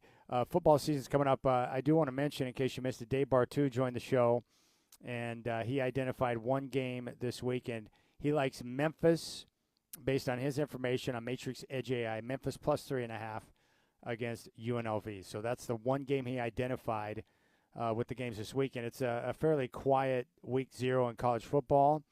USC will be in action this weekend. They're one of the teams that people are eyeing for, possible entrance into the college football playoff. They're in action. Of course, Oregon and the rest of the heavy hitters will be kicking off their season the following week. So we'll see how things shake out. But I think Oregon, they got a great chance to warm up before things get real for them with that USC game in late September, which is going to be nice. But there's some good games in that. Oh, now I remember the question I was going to ask Dave Bartu. I was going to ask him about Kyle Whittingham because he was talking about, coaches in a position with more talent or access to more talent. I think he mentioned Coach Schneider at Kansas State, right? Where, what could have a coach like that who was really good done with more talent? I'm wondering what the effect of Kyle Whittingham at Michigan is going to be. Where he was such a terrific coach and had great teams at Utah. But, of course, at Utah, you're going to have less resources, less access to the top talent around the country, and yet he had good football teams that competed for the conference year in and year out. What is it going to look like for Coach Whittingham at Michigan with some of the best resources and, of course, deep pockets and the ability to go out and get the top players in the country? What's it going to look like with Kyle Whittingham? Because, obviously I respect Coach Signetti. There's a lot of great coaches, really impressed with what Dan Lanning has done at Oregon. But Kyle Whittingham is one of those guys that he's one of my favorite coaches in all of college. His toughness, his character, the way that he teaches guys, his players respect him. He's been very successful. I just admire him a great deal. So I'm anxious to see what he can do at Michigan. Now, I hate Michigan. I couldn't care less about the Wolverines, but I respect Whittingham, and so he's one of those guys I will cheer for. And I've got coaches like that around the country. I'm intrigued by Curt Signetti, huge fan of what we see at Arizona State, and a coach who was able to take over his alma mater after his time at Oregon. So there are certain coaches that I pay attention to that I like to watch and see how they operate. So we'll see. We'll see how it shakes out. But Dan Lanning's doing a great job, recruiting-wise, utilizing all the resources that he has access to continue to improve year in and year out. So in that first full week, which will kick off on that, Thursday, September 3rd, on Friday, September 4th, Miami is going to be at Stanford. UTEP's going to be at Oklahoma. And then on Saturday, we get a full slate of games, including Oregon State, who will be at Houston.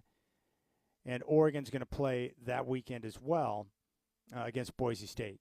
That's going to be a 12:30 kick from Autzen on CBS. Other games of note, Baylor at Auburn, a rematch from last year. That should be fun. Boston College at Cincinnati. And if you work throughout the rest of the day, not a lot of big matchups in that week 1, but a couple of games. But it's going to be a full slate, which is nice. Clemson at LSU, 4:30 on ABC. Western Michigan is at Michigan. And you get later into the evening, Northern Arizona at Arizona. Portland State will kick off at San Diego State. UNLV's at Hawaii. UCLA will kick off their season at Cal. And we get a few games on Sunday. Washington State at Washington. Wisconsin and Notre Dame. Louisville and Ole Miss. And then Monday, September 7th, it's going to be SMU at Florida State. So some decent games in week number 1. I haven't. I'll make my picks probably sometime next week. I'm still trying to determine. I think that let's see here. Who was it? So Brett Ciancia, Pick Six Previews. He picks Oregon to win the national championship. Phil Steele projects Notre Dame as the eventual national champion. And we're going to see which teams are going to be, right up there near the top. I think USC's got a chance to squeeze in. We know Ohio State's going to be really tough, very talented. I did think it was funny that Bartu bagging on Texas a little bit because he thinks Sarkisian, the coach effect, is not there. And obviously they got the talent and the resources. But I would say Sarkisian this year with Texas under a little bit of pressure to get things going because they underachieved last year. They haven't been able to get over the top. And, it's just interesting because Texas, one of the richest schools in the country. And they have so many big backers and support and access to talent, and yet they can't quite get over the hump. And Georgia's going to be really good. Georgia's going to be right up there near the top. Obviously, Kirby Smart, great coach, great facilities, great resources. And, part of the issue that we're seeing with Alabama right now is that as good as they've been and one of the great college football brands, they don't have the resources and the money to be able to compete with some of the other programs right at the top. Heck, even schools like Oregon and Ohio State. And I would say that Alabama's under a little bit of pressure this year. So we'll see. We'll see how things shake out. But I do like, let's see, what is his name? Indiana. Josh Hoover. So Josh Hoover at TCU last year. He's going to make the jump, and he'll be at Indiana this year. I like Hoover. And I think Hoover, with the type of coaching that he's going to get there at Indiana, if he can cut down on some of the turnovers or just, careless mistakes, he throws a pretty ball. He's got a lot of experience under his belt. I think it's probably the best case scenario for Indiana, moving on from the top pick in the NFL draft and bringing in Hoover. I think he's got a chance to be successful. But he's one of those guys, too, with a lot of experience. He's a good leader. Everyone at the program there at TCU spoke very highly of him. But I think with the coaching he's going to get in Indiana and with that program, he's got a chance to be very successful. So that's going to be fun. All right, 503-248-0620 is your telephone number. Still time for you to jump on if you want. We're here at Clark College and looking forward to our first weekend of college football. And then, of course, the NFL season is right around the corner. Big thanks to East Coast Earl and everyone here at the program for hosting us and letting us take part in the barbecue challenge. But if you want to jump on board, share any thoughts, 503-248-0620. You got the Rip City Drive on your home of the Blazers, Rip City Radio 620.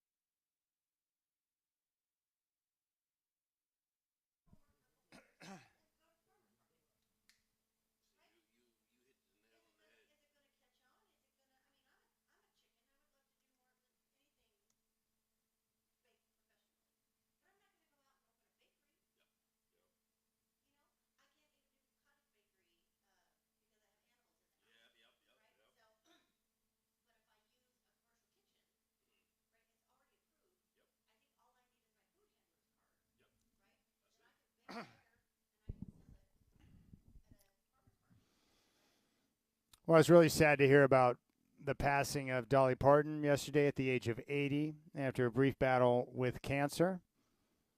And so I didn't get a chance to, talk about her yesterday, but she is truly one of the ultimate icons, one of the greatest singer-songwriters of all time. And I think what made her so special, and this is very simple, is that she was just authentic. Everything about her was authentic. She was unapologetically herself, and that's the way she carried herself throughout her entire life. But I think also, aside from her incredible talents, whether it was singing, acting, or songwriting, composing, whatever she did, she always went out of her way to make a difference in the world. Through her philanthropy, her charitable work, she was a one-of-a-kind woman. Few people that will come into the business who will ever reach or even come close to reaching the level she was at. What a special person she was. And so many great songs over the years as well. But she was awesome. And this right here, off her Wikipedia page, Dolly Parton was an American singer-songwriter, actress, and entrepreneur. Dubbed the Queen of Country, Parton was one of the most honored performers, earning 11 Grammy Awards and 3 Emmy Awards, as well as nominations for 2 Academy Awards, 6 Golden Globes, and a Tony Award. Also known for her cultural influence and philanthropy via Dollywood and the Dollywood Foundation, with more than 100 million records sold, Parton is among the best-selling artists of all time. Yep, pretty much. Yeah, I called my dad. He actually had a chance to meet her one time back in the 70s. I forgot the name of the guy that she was with. I think she was, where was it? Was it Arkansas? Was it Kansas City? I think it might have been Kansas City. Porter Wagner. That's who it was. So my dad was at a restaurant and ran into Dolly and Porter Wagner, who were having dinner as well, and he said that Dolly was super nice and sweet. Had a chance to say hi to her, and he was hanging out with Porter Wagner. He did tell me, he's like, I was never really a big fan of Porter Wagner, but obviously he thought Dolly was terrific. And so there you have it. Dolly, just what a legacy she left behind. Terrific singer and songwriter. In fact, when Don Henley put out his country album a few years ago, Dolly sang on that album. And he said that she came in, she walked right in, one take, and then was out of there. She just reared back and sang her part with no problem, and it was that simple for her. But the artists that had a chance to work with her, they all praise her. And I just think she's one of those uniques that had a remarkable talent, a great ear for music, an understanding of how to, put things together.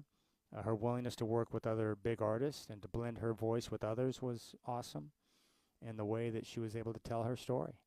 But obviously someone that was really strong woman, and someone that grew up in, what really was a male-dominated industry at the time. And so she developed thick skin. She learned how to operate and navigate, and she did her thing. But she was a special one, for sure. And a lot of great songs over the years, too.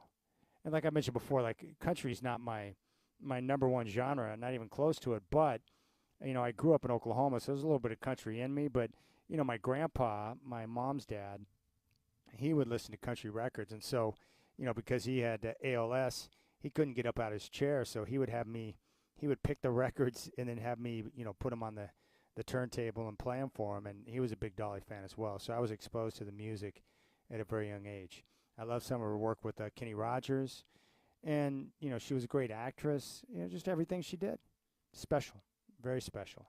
And, like a lot of us, a lot of us are influenced by the music that our parents listened to, or our grandparents.